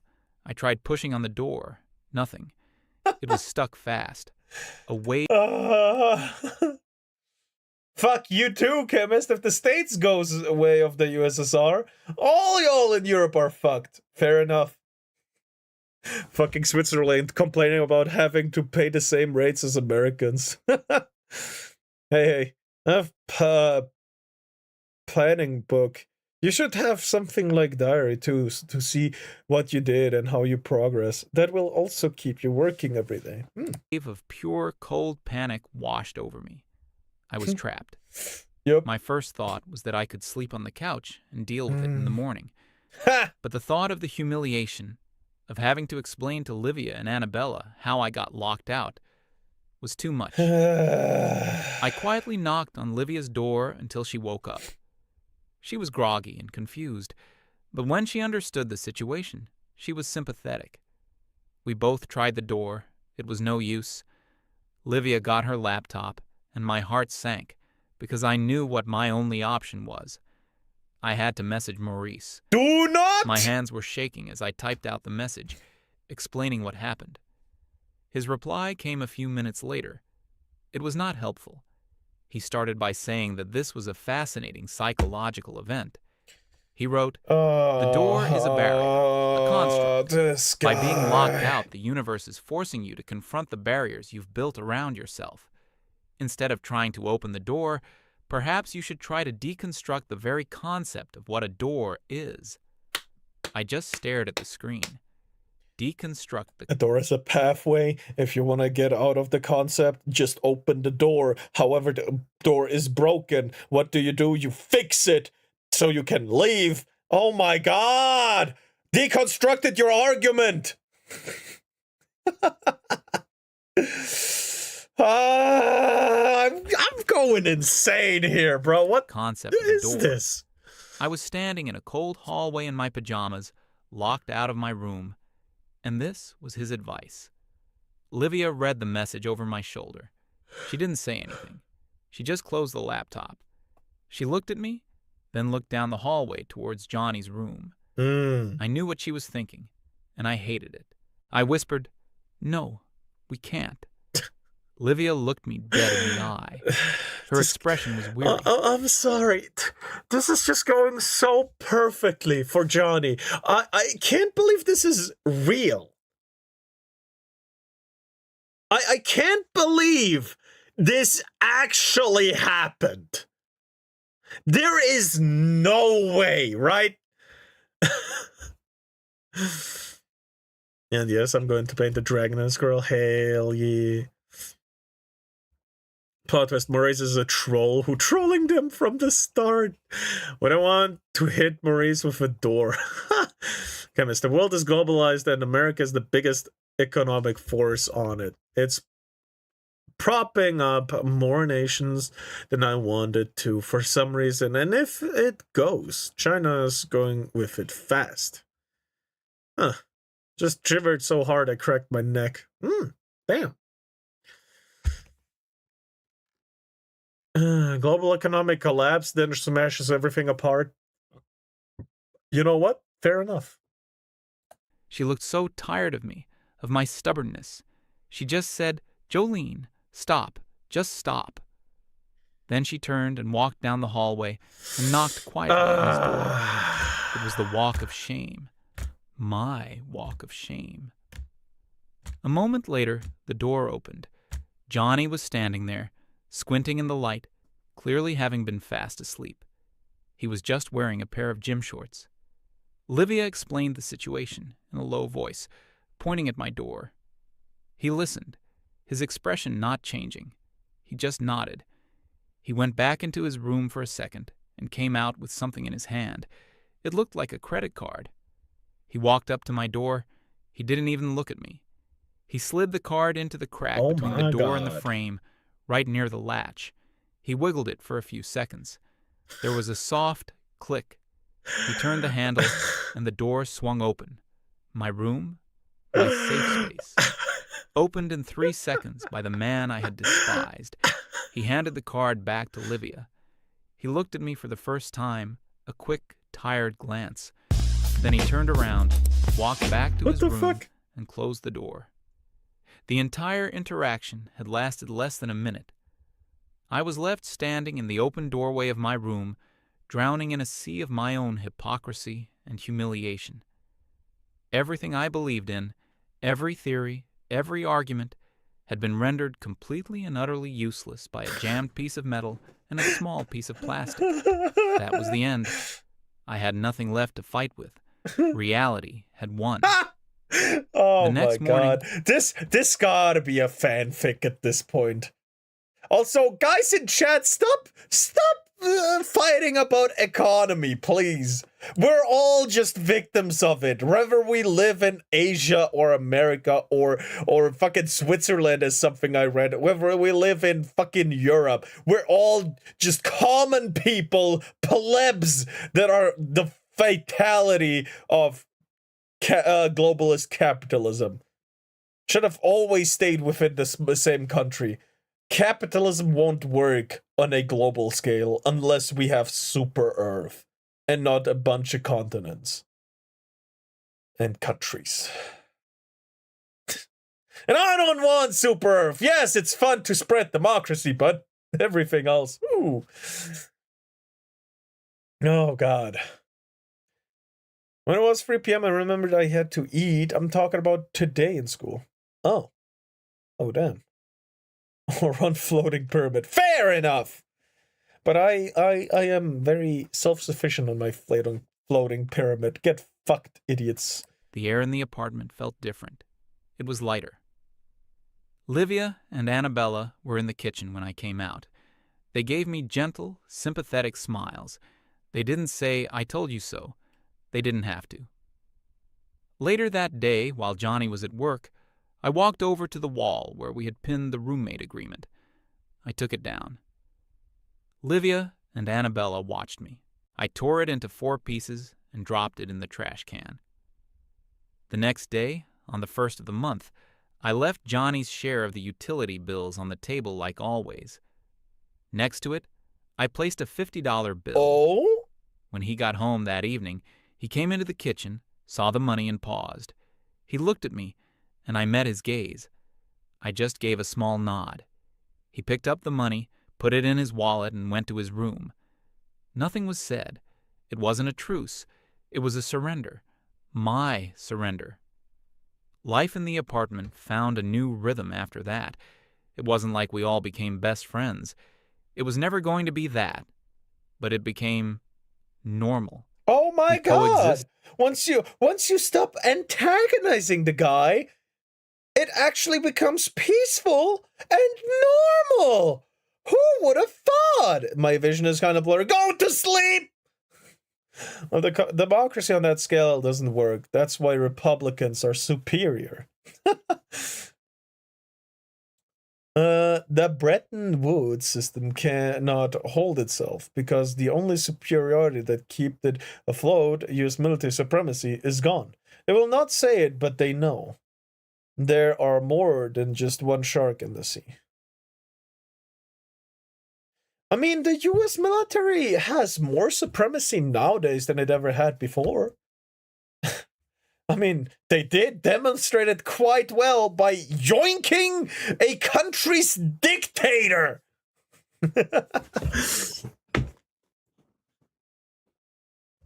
I need to sketch the dragon and squirrel, though. Homework. No! Go to sleep. When is your first fucking class tomorrow? When is your first fucking class tomorrow? Tell me.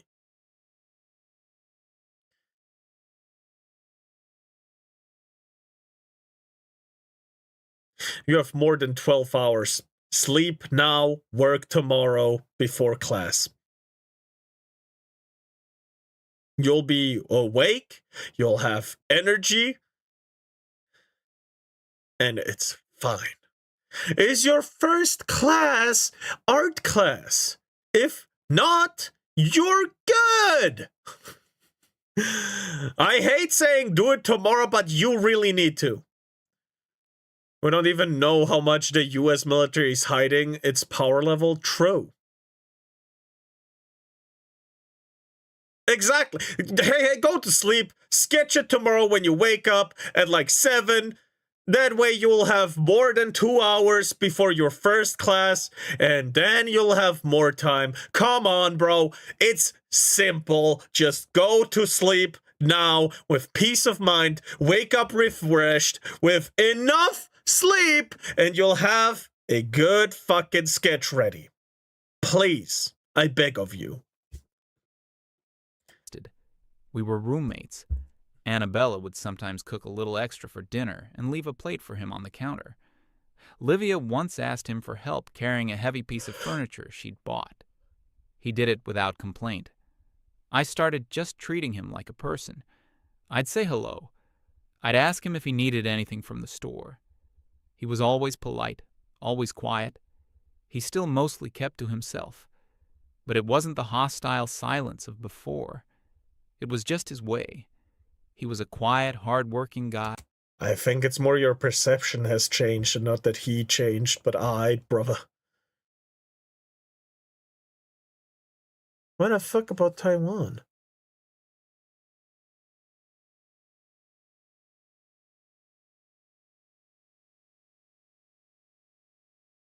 Really? What about Taiwan? They supported it, but it still didn't gain an independence from China. Why? What? What about mans on the Middle East that keep destroying their ships? You do not touch the US boats. What? What ships are being attacked? China hates Taiwan. And China... Look. What the US does and doesn't do is really something I have no control over or an idea about. I am not informed about their under-table dealings. Okay, why do we keep having F-22 fight with handicaps? Oh, we also have fucking naval railguns, so get ready for that shit.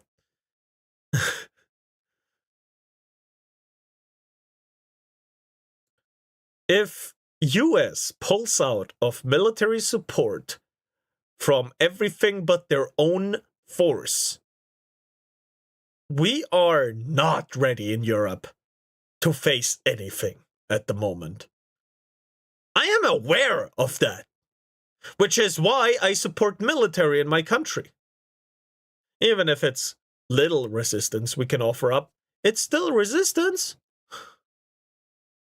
The fuck? A strong military, we will do nothing but be good for us. Like, what?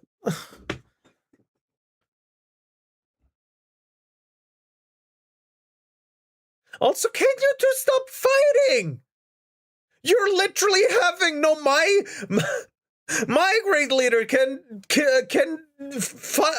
beat up your grade leader. Like, stop that shit. Fucking gay ass. Holy fuck. Go to sleep now. We're getting worried about you. You need to rest and get your life in order. Fair. Who just wanted to be left alone. We're having fun. I don't believe you! Like a monster, a symbol of everything we hated. But he wasn't a symbol. He was just a man, a person. And in the end, his quiet competence and simple human decency had taught us more than all the books and blogs we had ever read. He never lorded his victories over us. He never said a word about the sink, or the cold, or the door. He didn't have to. He had just lived his life, God and in damn, the doing tits on so, that he had girl. dismantled our entire worldview without even trying. It was the most profound and humiliating lesson of my life. We were wrong. It was as simple and as complicated as that. We were just wrong. This is a fake story. In my mind, this is a completely made-up story. This is made up. You got fooled. Never happened. The fucking X Factor thing. Also, this is Pepe Talks, the channel. Check him out. Leave a like, comment, subscribe. You know, that works. Show him love. It was fun to listen to, though. I'll link it right now.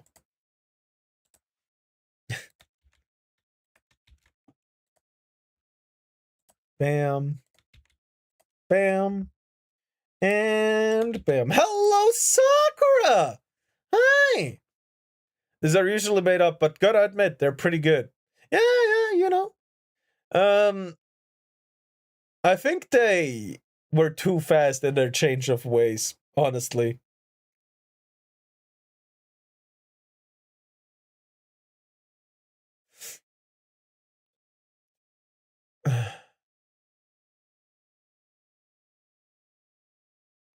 I do think attendance is more important. Well, that's what I was taught. Absolutely, I suspect that, but I wouldn't be surprised if something like this actually happened. Oh, it did somewhere, probably, but that story specifically is, I think, fake. Made up. Oh, God. Huh? Ah. Fucking Night Owl, man. My man.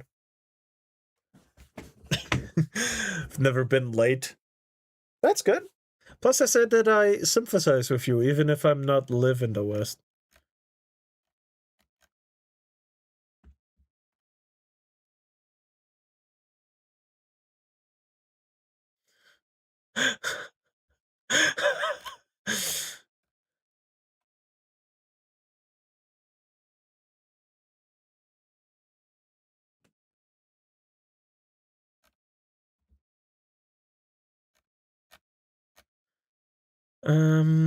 Alright. The fuck?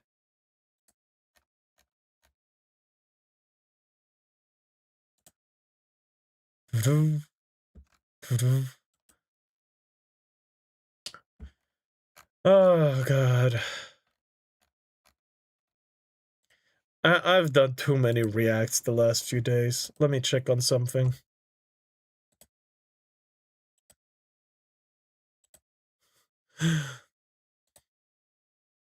Yo. Hello?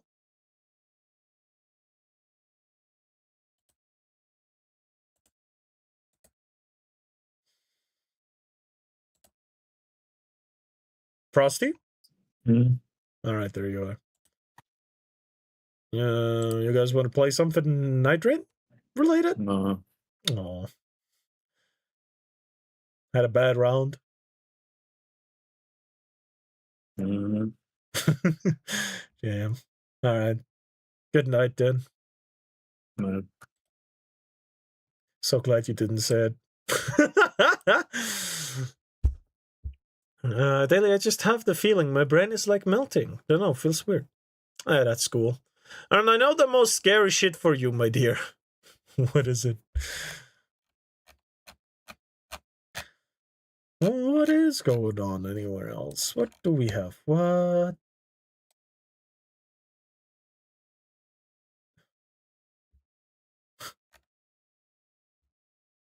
No nitrate? No, sadly not.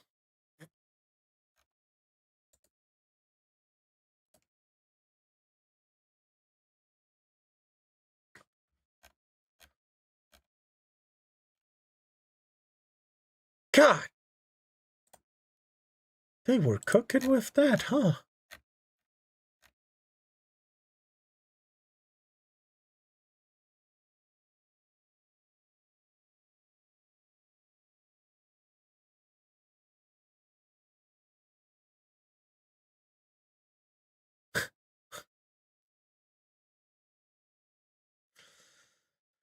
Omji, I just had an awesome interview. I go for in person on Friday. Ooh! Nice, bro!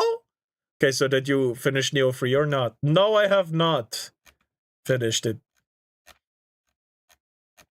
No, I don't even know where I left off. Oh no, I remember. What the fuck? What the fuck? What the fuck is that timeline?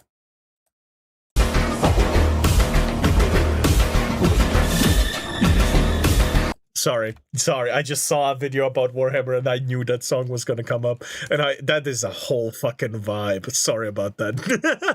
Thank you. Of course, man, that sounds amazing. I wish you good freaking luck, bro. My ears.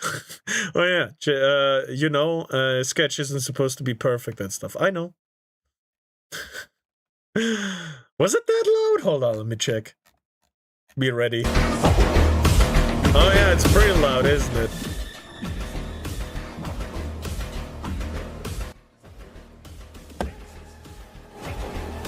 There we go.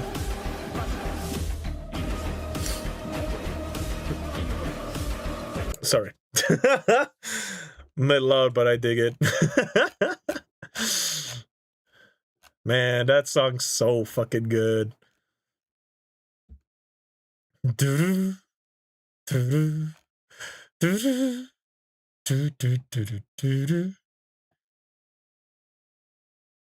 the fuck?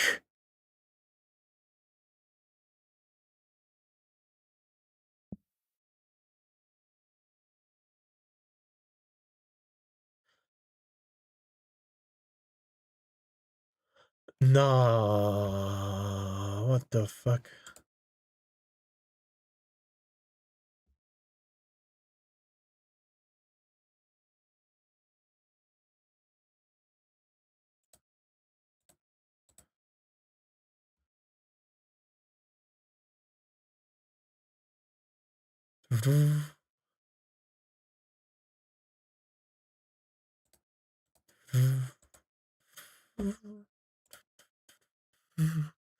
What is happening? I just saw a news thing about a court trial and that made me glow a little bit. Hate that shit. I don't know why, but you always play Neo 3 when I'm off stream and I don't know why. Remind me of the Badass Doom OST cover. Ooh. Which trial glowing? That's all you need to know. I don't want to talk about trial shit if I don't know whether it's real or not. I don't want to spread like false news and shit, right? I'm not a news channel. Fox wife for life. Smells nice. Respect that. Yeah, I know, but still, I know stuff like that is happening, which makes me glow a little bit.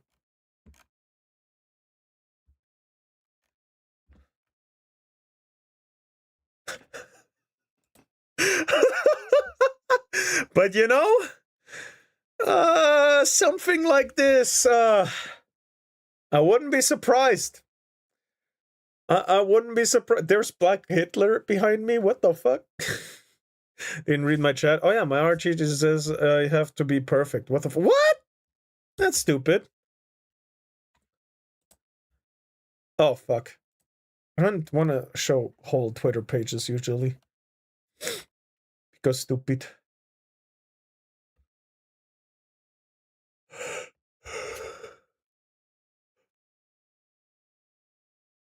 It's good, but not as good as We Got Hostiles?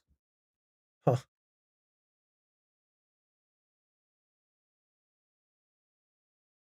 You clearly didn't read mine about going to bed. Sadly, no Foxwife today. I know, I heard it in the VOD I rewatched today. It was the VOD just before... Oh, it was last Tuesday VOD. God damn it. Man.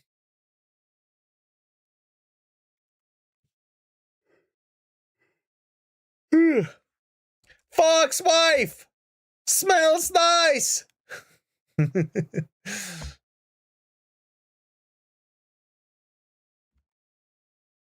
Yeah, it looks accurate.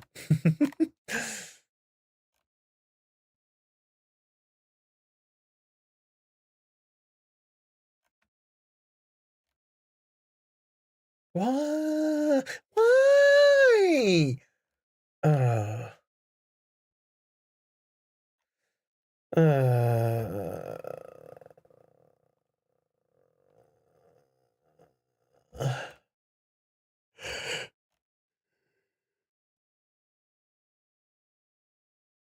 When we literally read it out loud, go to bed, it's for your health. True. Have you heard of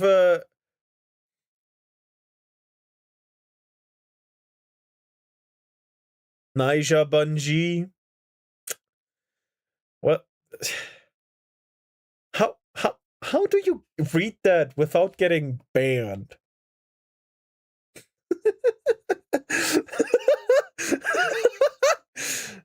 It did, I don't remember.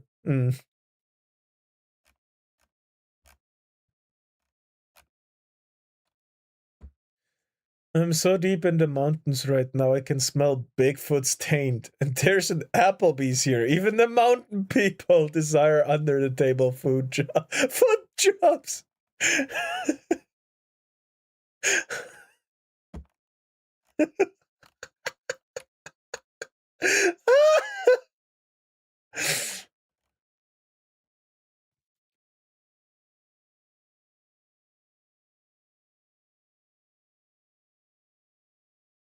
I also watched your VOD about Neo Free and I'm impressed. To go on so far on only Souls-like skills, also your ninja gameplay is off the charts. I try!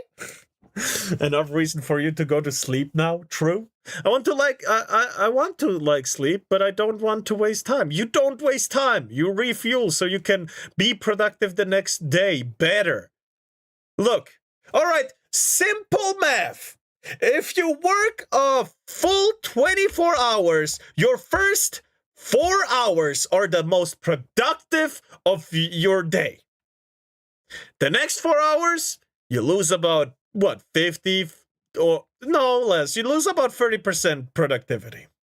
Everything beyond that is extreme diminishing returns.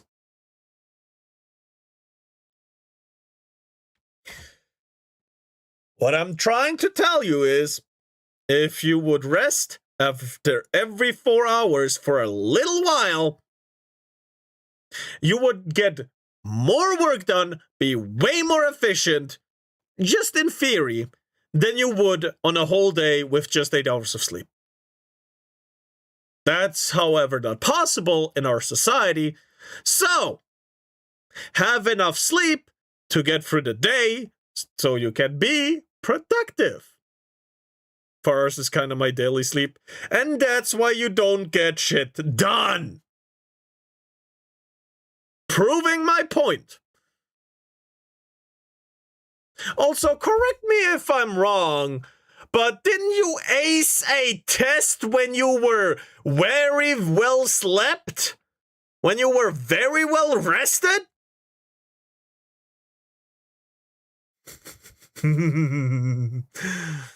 Energy drinks can't replace what sleep does to the body in just a few hours. True!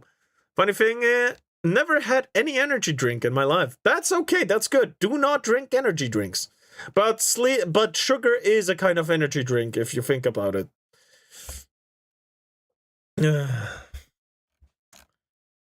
So please, go to sleep. Hey.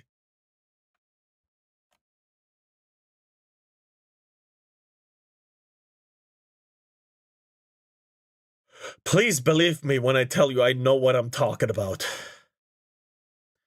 I just eat a small sugar cube. Yeah, that's not good. Don't do that. I'm sleep 8 hours every day and have enough energy. Yeah, same. Some studies have shown that humans might have been more inclined to take periodical naps for a few hours opposed to resting for a straight or 8 hours or so. I know.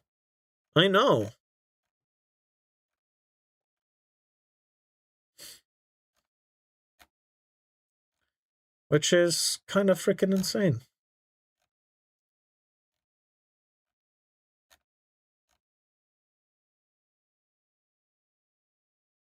Naps are the best. True.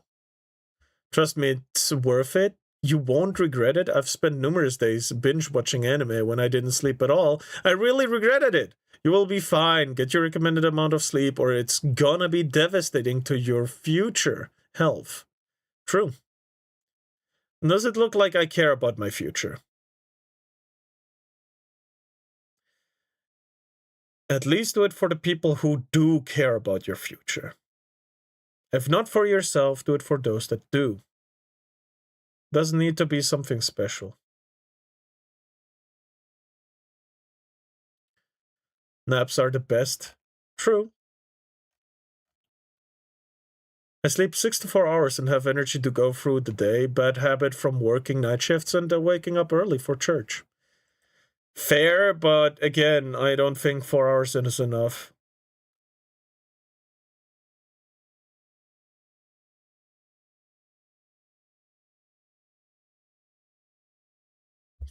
I've literally had to deal with insomnia a few times in my life. I hate sleep and I have issues with it, but it's so important for your long-term health and short-term, obviously, as well. Yeah. You know what? I'm kind of want to go to sleep, but I know that as soon as I hit this bandage streamer, we'll play Neo free. Nah, not today. I'm sorry, what? No. No. No, whatever this is, this looks fucking bad. This looks terrible. Mentally, I'm already drained. I just ignore it most of the time. I know, but sleep will restore your mentality too. With time. Trust me. I speak with experience. But this doesn't look good.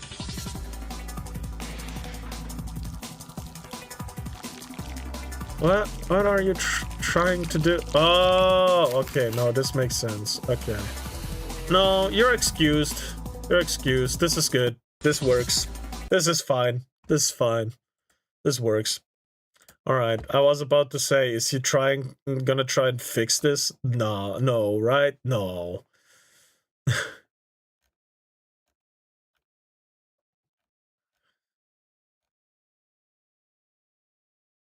Motherfucker!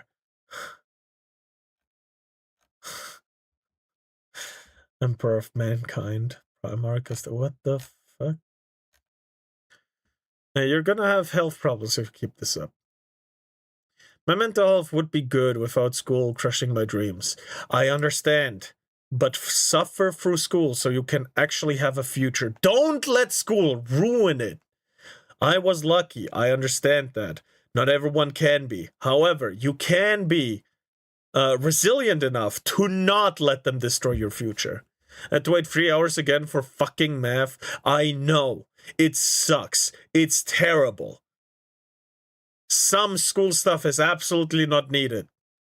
But please trust me when I tell you it's worth it to get through it. Brutal. Hi, Mumi. Hello, Ender, our furry closet guy. You know what? I will fall to propaganda and go to sleep. But I hope we will finish the demo. Can we do that next stream? I will. I mean, finish? No, but I try. And we'll try to play it a bit more. Hello, Ender. I'm not doing good. Oh? What's wrong? Hey, you have your own problems. Stop being the sponge for other people's problem. I missed the day of my antidepressants, and I've been... Oh. Or what? Nothing. Oh, I'm very close to finishing it? Oh, damn. Okay. Not good. Okay. Can we, like, help you in some way? Like, you want to talk about it?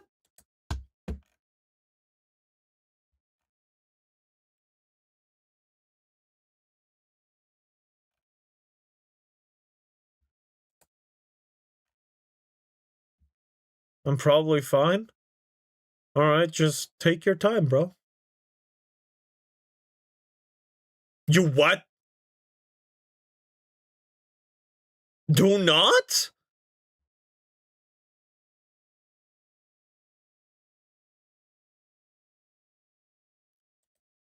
Do not?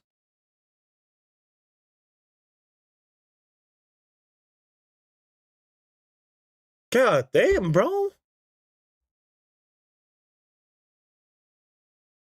I understand that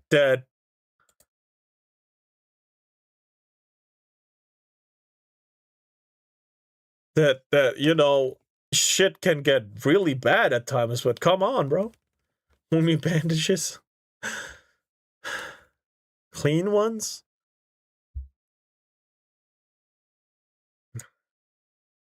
You're betting the dead, Neko? It's okay.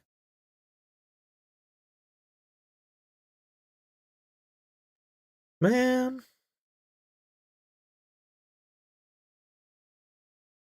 It will get better with time, guys. It will. If not the world, you will. Not just mental health problems, but actual health problems, hey. Maybe we should actually have a stream about why sleep is important. If Hey doesn't watch the stream and goes to sleep, it's a win-win. I mean, doesn't have any clean ones. They're all coated in sand. I hate sand. It gets everywhere. But, yeah. Hope you get better soon.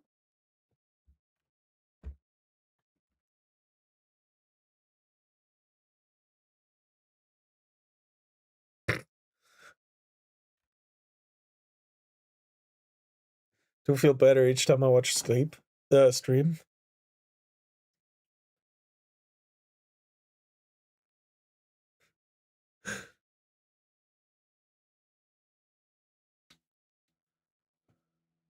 Pocket sand. You always gotta have a little bit of pocket sand in your pocket, so in case there's a vampire showing up.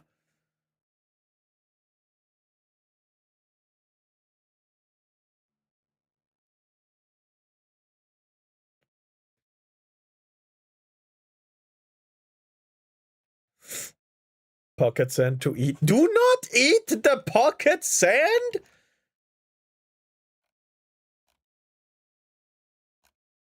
The fuck?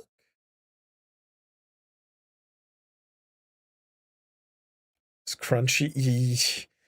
Not a good thing.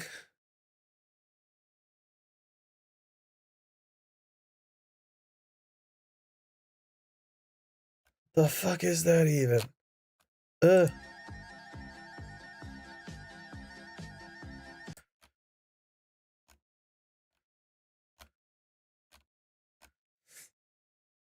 Don't eat the pocket sand. That's not the sand that's crunchy. So, Mumi, yeah? What's that? Just looking at Twitter stuff right now, seeing if I can show you guys something that is not absolutely retarded. Should I watch stream or do you do my overdue assignments from like 2 weeks ago? Go to sleep! Oh god, people, please! Multitask. It's 2 p.m. Alright, fair enough. I mean, the stream is for like 10 more minutes.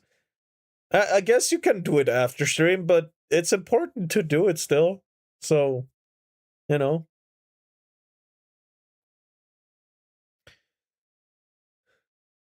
I was gonna say something, but it would be too long, probably. You're gonna be, alright, Ender, and go to sleep, hey. Yeah. No, just take care of yourself, guys. It's important. Even if you don't think it is. There's someone who cares about you everywhere. The moment you think nobody cares, there is someone, 100%. Fake news, that's not true. Can't go to sleep yet, I have to work still. I know that you live in America, come on.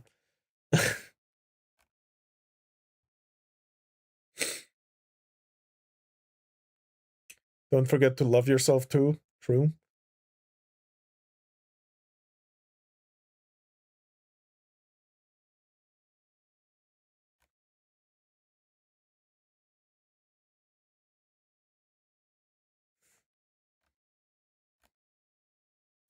Don't know how to like myself.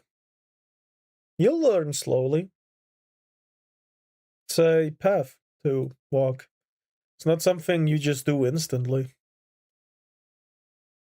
Not giving up is the solution, though. Well, when is the Epstein Files reading stream? There is none! Fed myself for so long, I don't know how. I know. I know what that's like. But there is people who care. There is.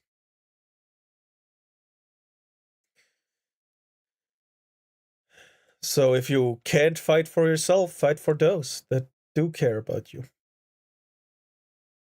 And it's not gonna be easy. It's gonna be a hard fucking road to walk. But it's one that's worthwhile.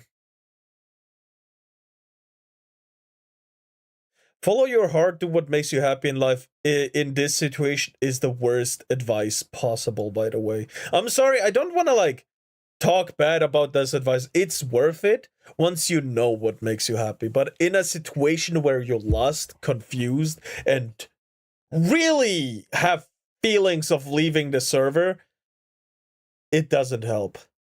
It's more than, for at least for me, it was more annoying than anything. And it's not a critique to you, but more a opinion on it. It's the Roblox stream. Never! Forgot already I could DM you on Discord when I remember eventually.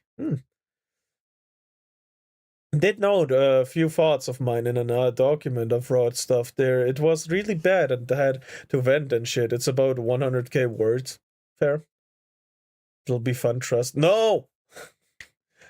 But, you know. I mean, I went through a time where the things I loved had no appeal for me. I had to look for something deep. Yeah, I get that, but for me, when I was in a dark place, I didn't have joy. All I had was escape. And today, that escape is being endangered. Games. Which, you know, fuck those Karens. But I can fight for it now. Because I did get better. Yeah, sure, I'm open for DMs. Depends if I reply or not. You're not you, Moon, but hey, fair enough. Yeah.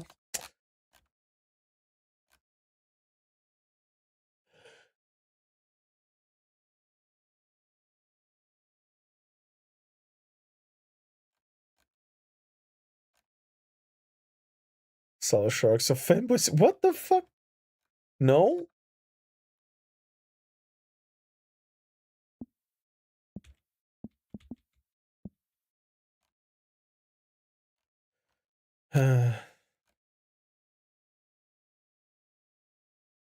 Skeleton asks, how do you see yourself in 10 years? I never knew how to answer because I thought I wouldn't make it that year. Fair?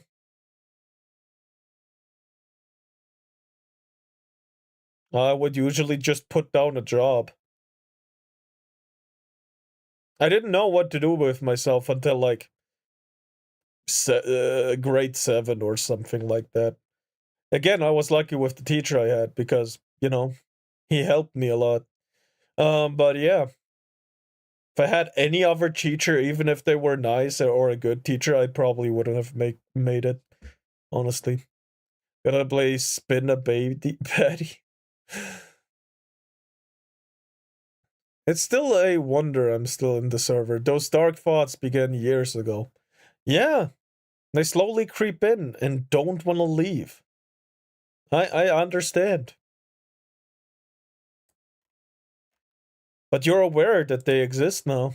You know that they're dark. Don't let them win. They never left. Yeah, I know. I know. Don't let them win. Out of pure spite if you have to.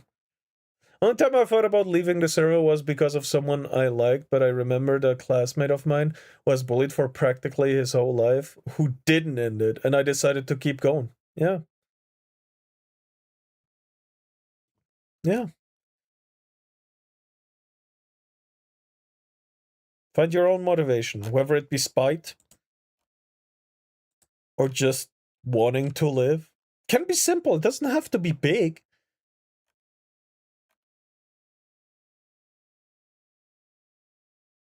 But try to find multiple ones.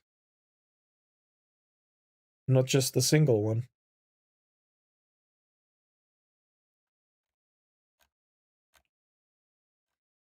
One is a good start, but try to get multiple ones. My imagination is a bit realistic, and everything I see in a pen or scissors, I get some thoughts. Like I'm watching a video, I have made it in those thoughts.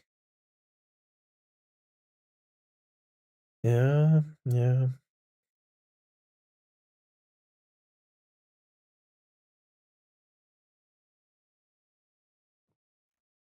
Can get really bad sometimes, that's true.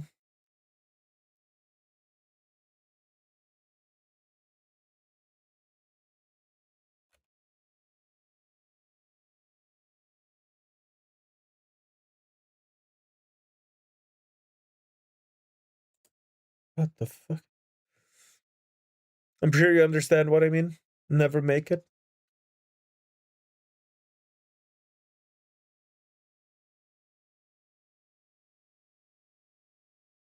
I never make it in those thoughts. Oh, yeah, no. I get it.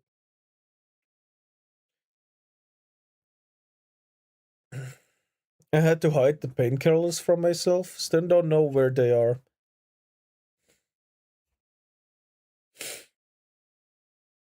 Yeah, it's difficult. Gets hard.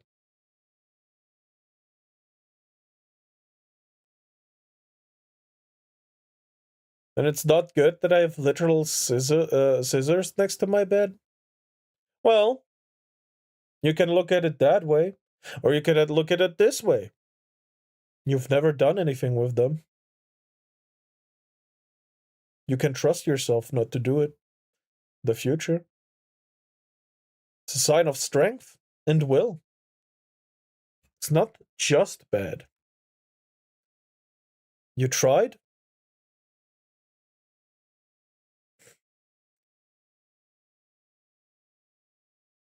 But had a breakdown and dropped them? That too can be seen as a sign of will to live. You know? I lost everything in my life and had to rebuild from nothing. I had no support, no family. I had one friend. I had one good roommate letting me float rent because I couldn't get out of bed to work. Yeah, no. Didn't have to go that far in rebuilding my life, but I had similar experiences for sure. But I did have family though. It was broken, but I still had it. You didn't get hurt. That's a good thing. It's nothing to be ashamed of. We're all gonna make it. Corey is a very good example of that. Look at him. Rebuilding his life, big brick by brick. You have examples that you can ask for help.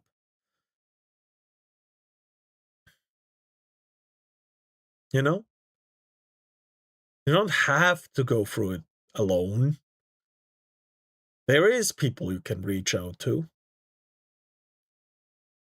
Spent 6 months thinking about the disconnect while the world was locked down. It was in that time frame too, goddamn. That must have been terrible. But look at you, rising from the fucking ashes. Kinda almost got there, but I took my ass into an emergency center. Damn. I had a time believed that my issues didn't matter because others had it worse. Stop looking at others just because they have it worse. So showing sympathy to them isn't bad, for sure. It's a good quality to have, actually. But not concentrating on your own problems is a problem of itself.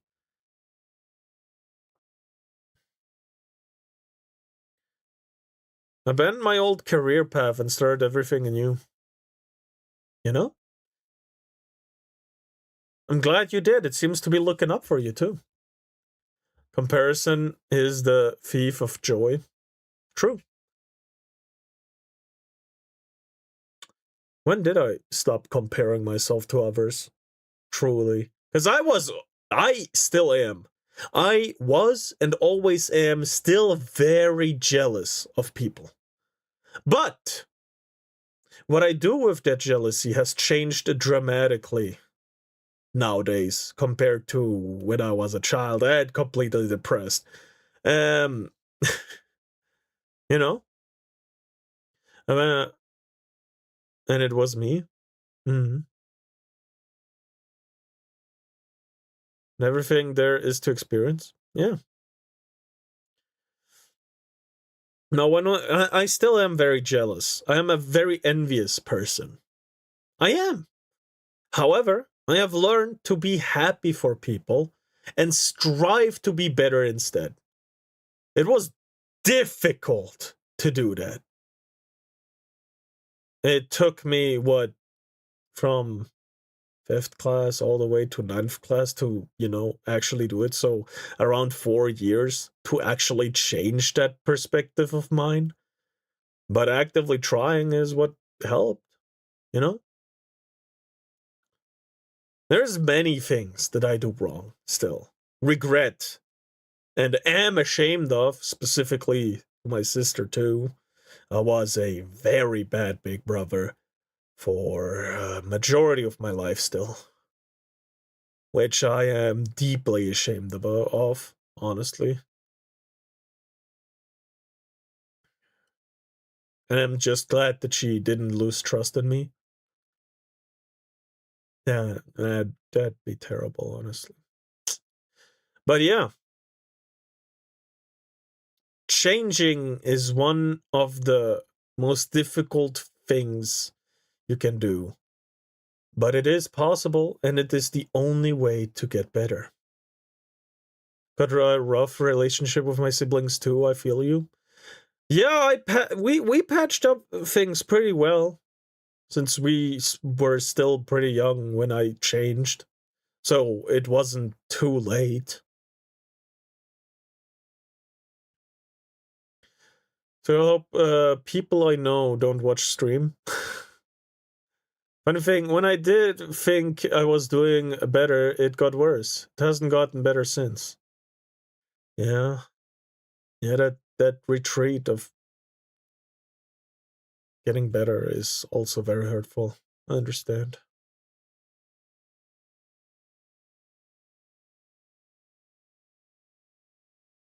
Think my sister hates me?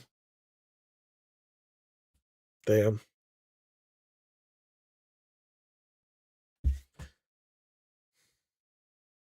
Don't know what to say to that, honestly.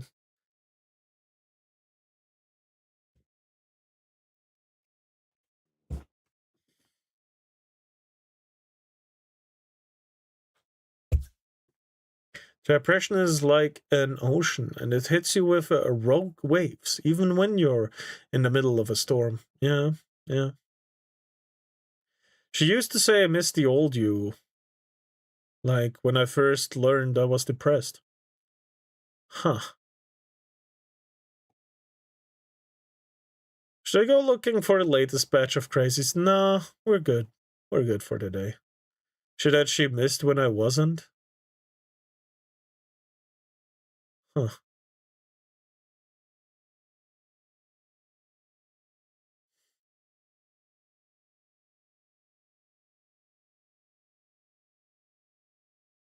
I don't think she hates you in that case.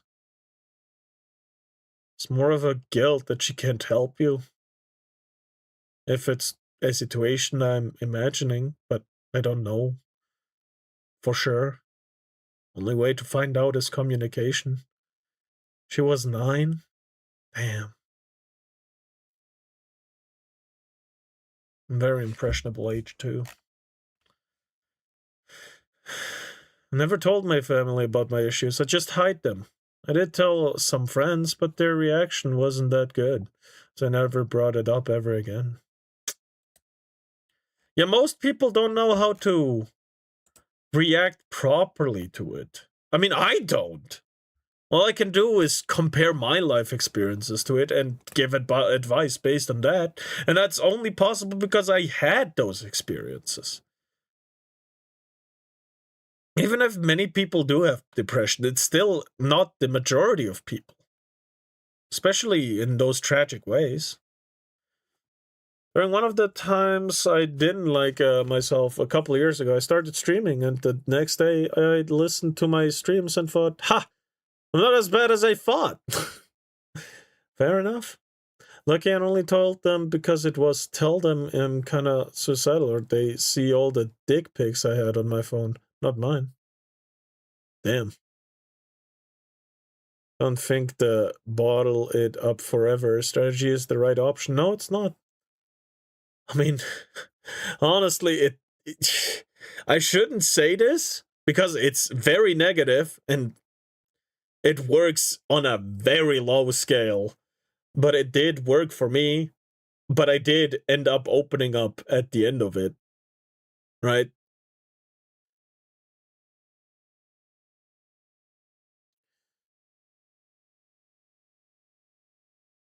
Yeah, I want to tell them, but I'm scared of the reaction and shit. Yeah, it's a difficult position to be in.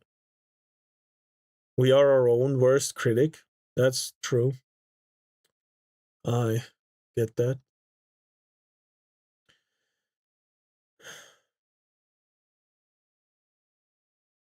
Life is difficult. And it's not gonna get easier.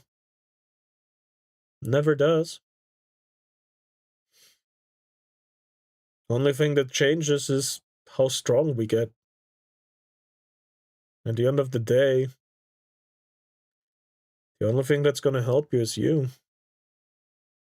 The stronger you are, the less it's gonna have effect on you. Something unfortunate, but kinda is the way it is.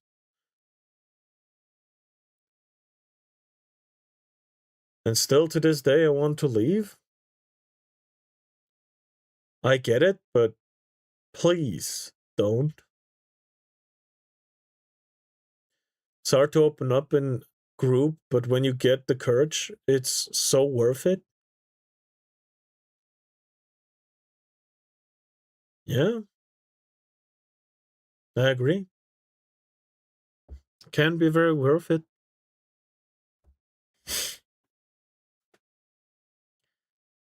Wasn't worth it for me?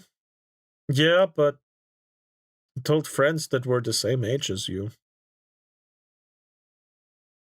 Don't want to say it's a bad thing, but if it's not people that can understand something that they don't know, and everything that is unfamiliar is gonna seem scary, weird, or disgusting.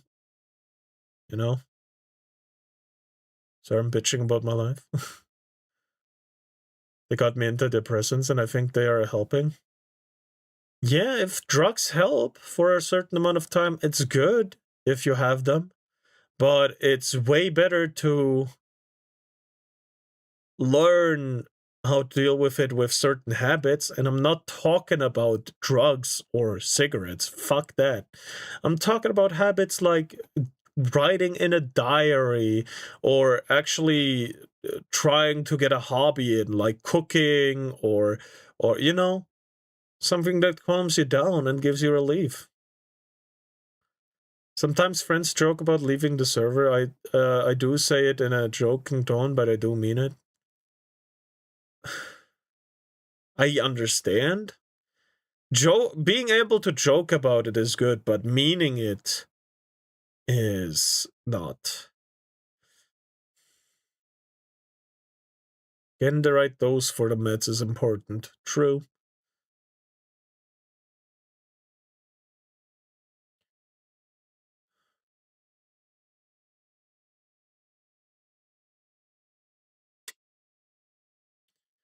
I think it's best to use medication and actual therapy to help balance things out sometimes. Yeah, but that only works if you actually have a good therapist, right?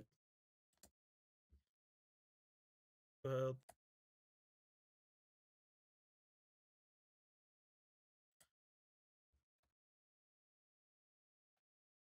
not on any meds or therapy.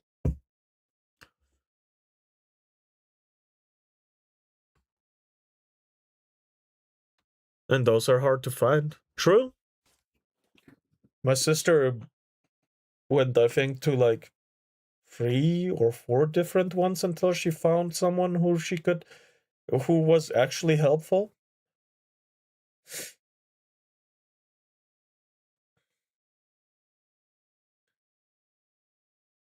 Some solutions are harder to solve pure with either,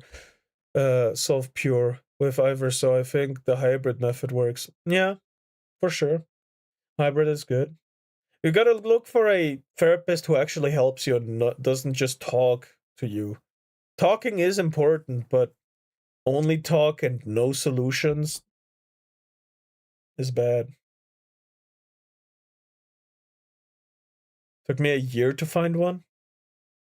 Well, personally, I probably in my earlier age should have gone to a therapist, but I toughed it out, and I do not recommend it.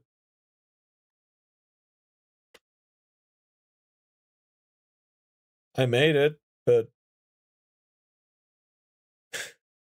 you know.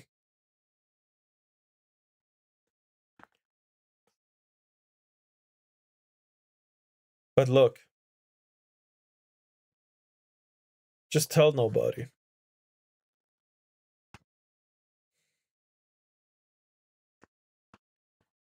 Just understand, the longer you don't improve your situation and keep it bottled up, the worse it's gonna get. And still here chatting in the stream, and that's a good thing.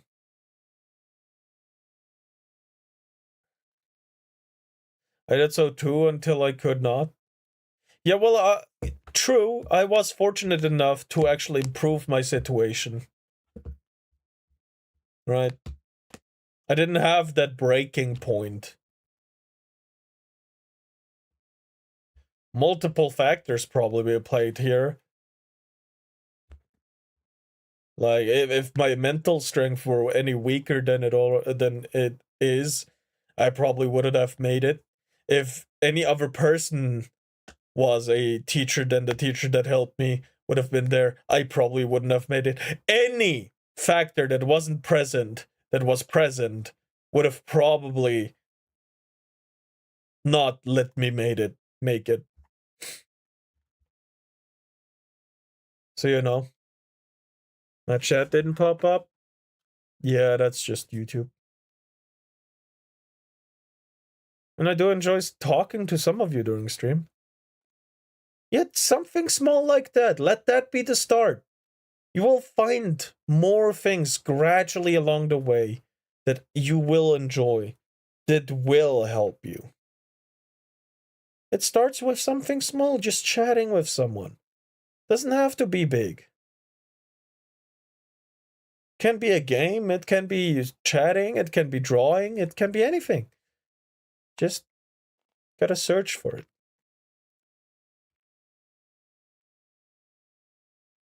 My mental is so strong. I'm immune to insults because I already am trash. That's not true. Well, I had no one, but all ended well. Yeah.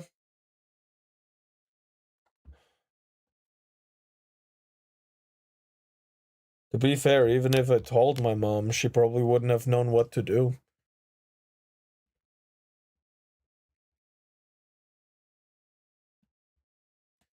Takes time. It didn't happen for me overnight. That's one of the scariest things about it too, perhaps.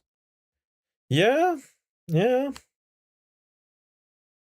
For me, it was a period of time of... When did it happen? Around 2nd grade, all the way to 7th. It started improving in 6th grade, but didn't get rid of that feeling until 9th grade, probably, where I actually got a job application and shit, and actually got accepted by the job I have currently. You know? It takes a very long time to overcome. But it's possible. You just gotta keep at it.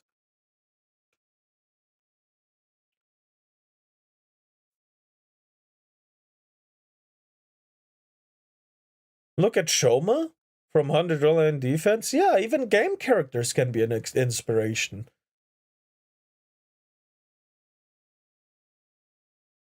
Being stuck with dark thoughts for years and years, it feels like I just have to live with it until I decide I want to leave the server.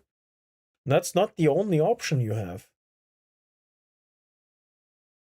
Because the dark thoughts can't be there without some kind of light.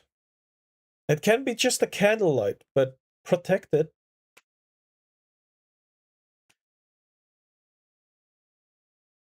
You know? There's no light without shadows, and there's no shadows without light. Kind of thing. And believe me when I say, they will be with you for lifetimes, right? They won't just magically disappear. But you'll learn to deal with them in your own way.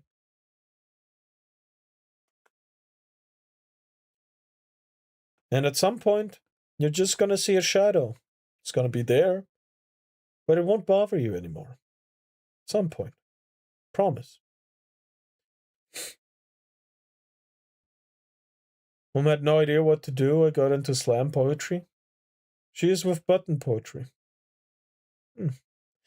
Well, lived half my life with PTSD, and I'm still here and fighting, and more importantly, winning. Sabrina Benaim does an awesome slam about depression. Make me cry every time. Yeah. Feels like I'm just stuck, can't get out of the darkness. Oh, yeah. It's a familiar feeling.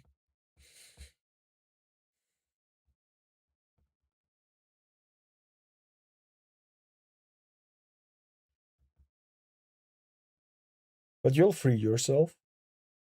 With help. I'm here almost every day, and the others too. What do you do for fun? Well, usually I game. Or now, I have a new hobby. Chatting with you guys. Talk about stuff. Look at funny videos up. Look at retards. All kinds of stuff now. But it started with only gaming. Gaming was my one true escape. The only one I had for years.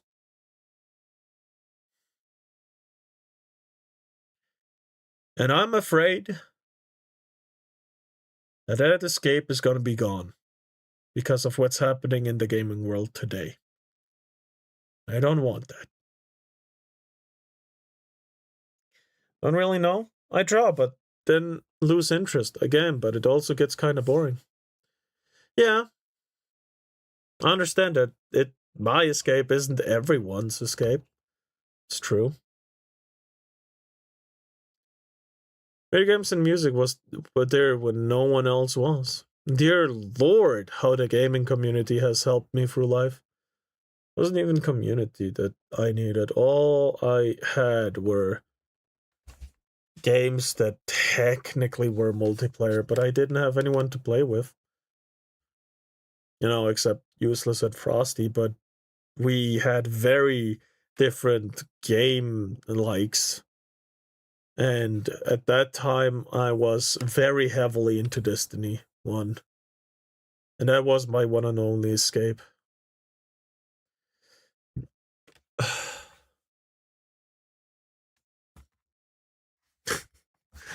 We watched 2 of your videos today, Azurhood. Shut up.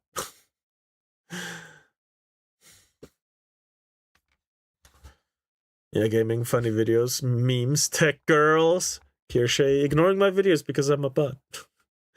Can kind of see when I did feel better. It was when I bombed you with all the fan art. And I appreciate it. It was very beautiful.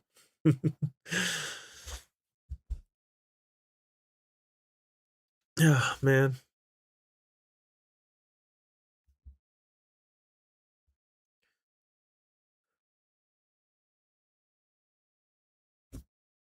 You know, it's gonna get better at some point. Something that's gonna happen. Because of your reactions, I wanted to draw again. And I appreciate it. You do a really good job, you know? But you shouldn't forsaken your health for it. I think I've DM'd you about it once or twice. Yeah, I think you did.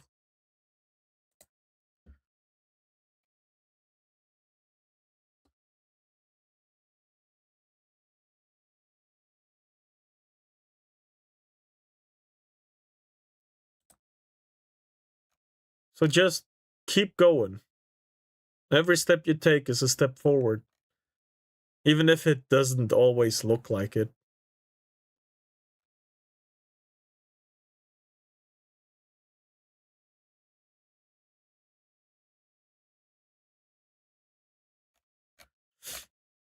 Just keep going, guys.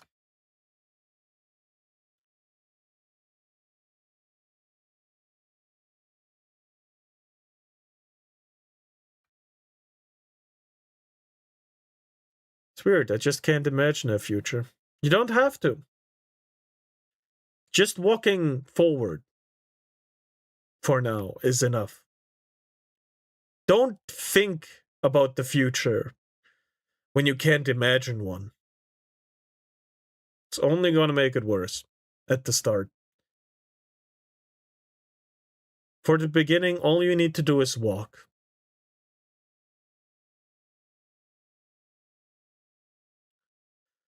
I'm good at imagining stuff, but I just can't see one. I get it.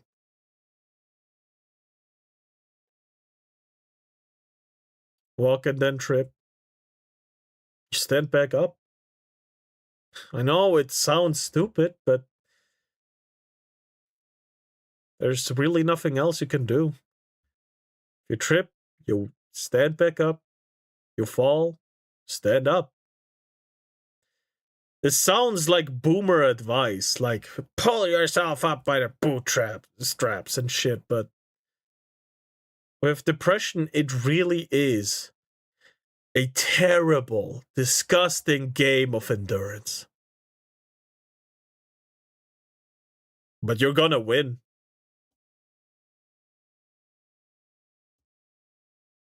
Just take steps. Don't have to be many.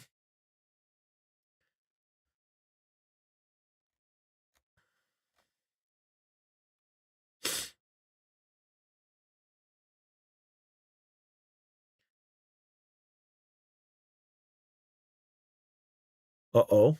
Oh no? What is it? What do you mean, oh no? The red gooner gang, it just sent me Rizzler to edge me. God damn it.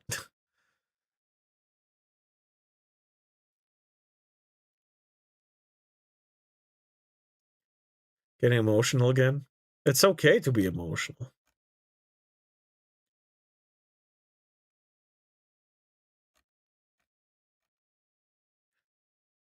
That's...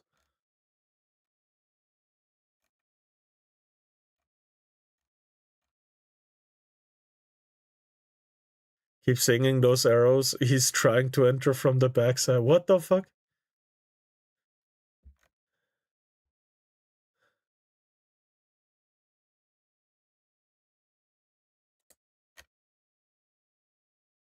The last time I tripped, I lived for months on only 60 of oafs a day. I got out of that hell, so can you.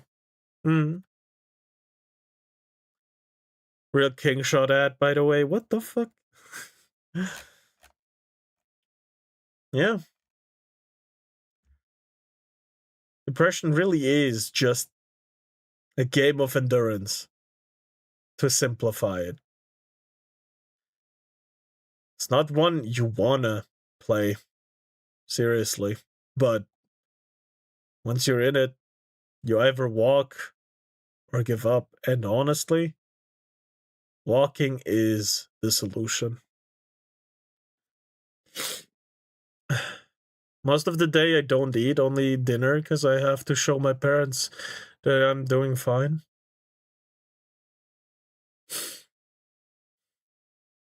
Hiding it may also be an issue, bro.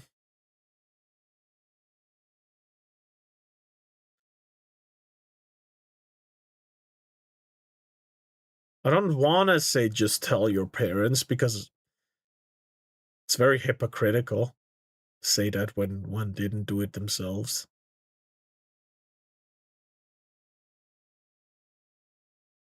But it, you know, sometimes it does help. Don't like getting emotional in public. Yeah, neither do I. Something that helped me was Ren from Ren.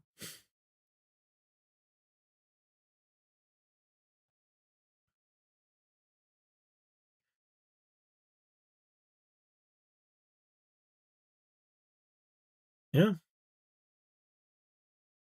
It's a very difficult time.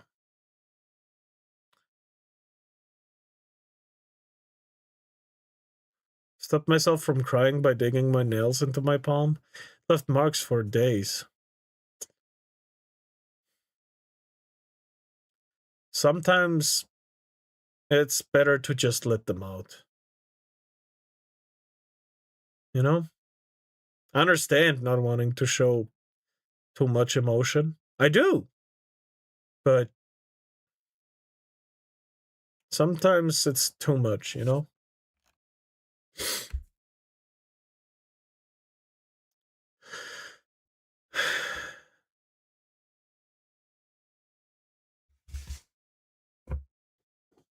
Nails are strong and sharp, so they never bend. So it does hurt. So it stops the tears.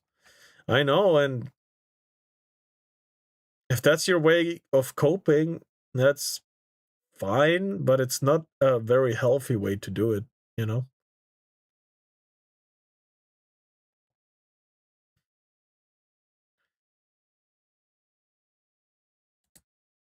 Sometimes it's better to cry it out than just keeping it in. Yeah.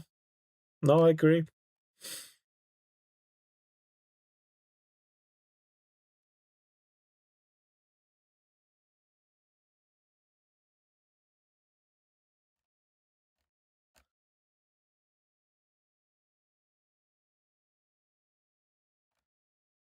Bruh.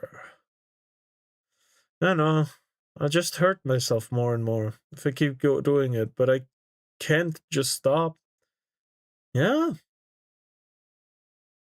It's a real son of a bitch, true.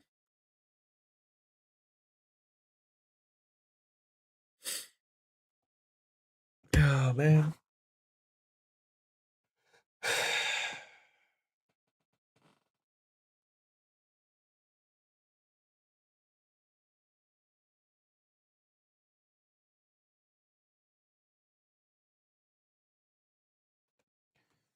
With my sister, it helped taking walks. That helped her. I don't know if it's gonna help anyone else, but, you know.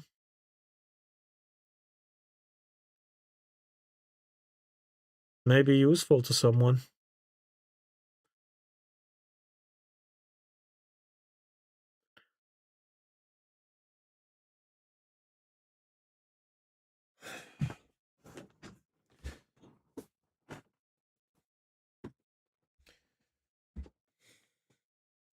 I've tried to prevent myself from crying numerous. Oh, hold on. Don't stop yourself from crying. I've tried to prevent myself from crying numerous times, and I just steel myself. I felt horrible when I couldn't cry. When I was at a friend's funeral, when he died suddenly from a heart attack. Damn. Used to like swimming, but lost motivation to do it. For me, it was sword fighting. Forget more easily, don't take crying away from yourself. You're human. Yeah.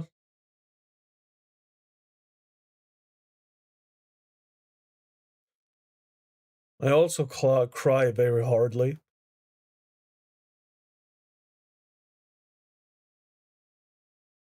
Sometimes because it's a sense of duty. Other times because simply taught myself not to.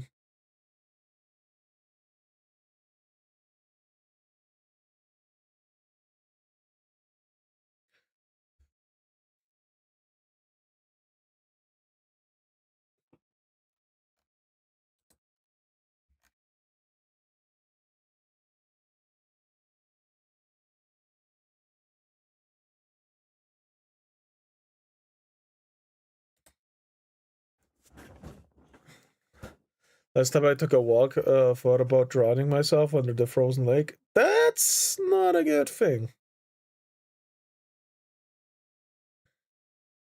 If I do cry, my parents will see it the next day. My eyes get puffy for a long time.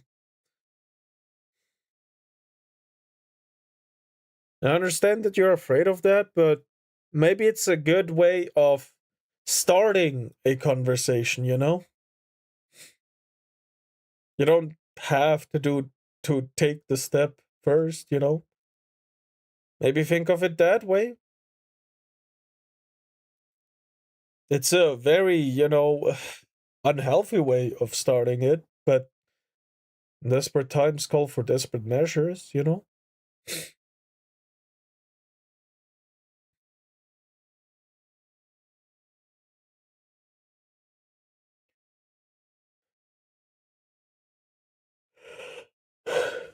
It's, you know, I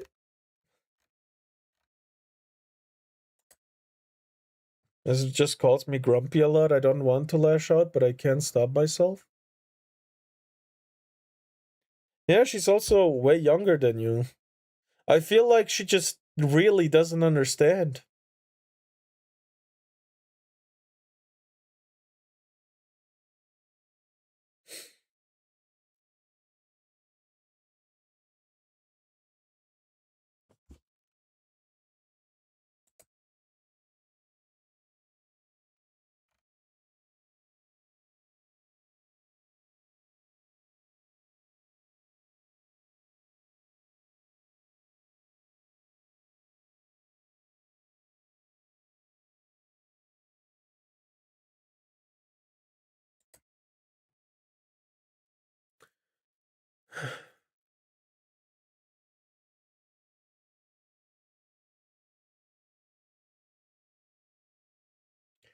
But yeah,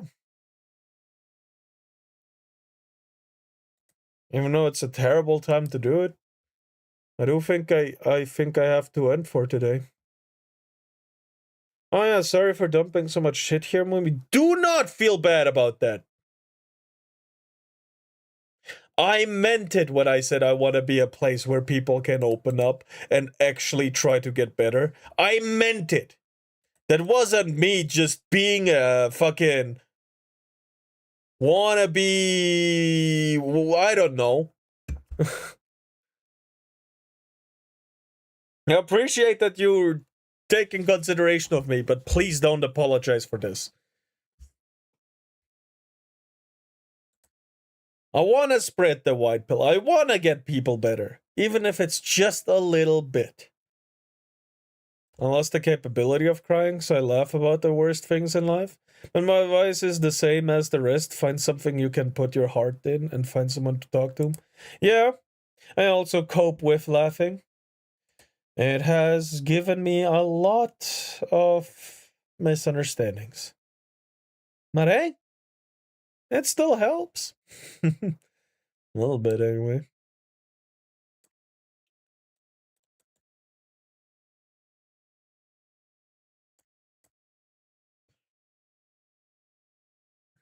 But yeah. I'm gonna finish for today. I hope everyone gets better with time. No, you don't mind it and stuff, but still. Yeah, I understand.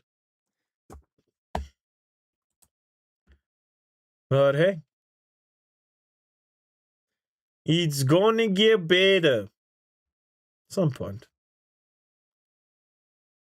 Well, let's go rate her, I guess.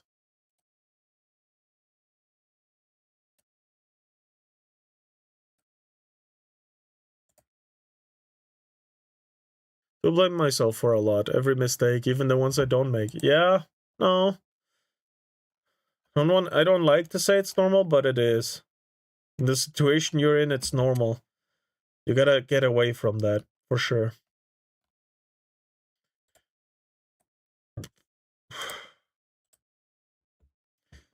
Anyway. It's a pretty bad timing, but... Oh, God! Oh! Nay! What? Hello? Nay? What the... I'm writing into someone right now. Hold on, how do I... Fucking... shout out... Nay...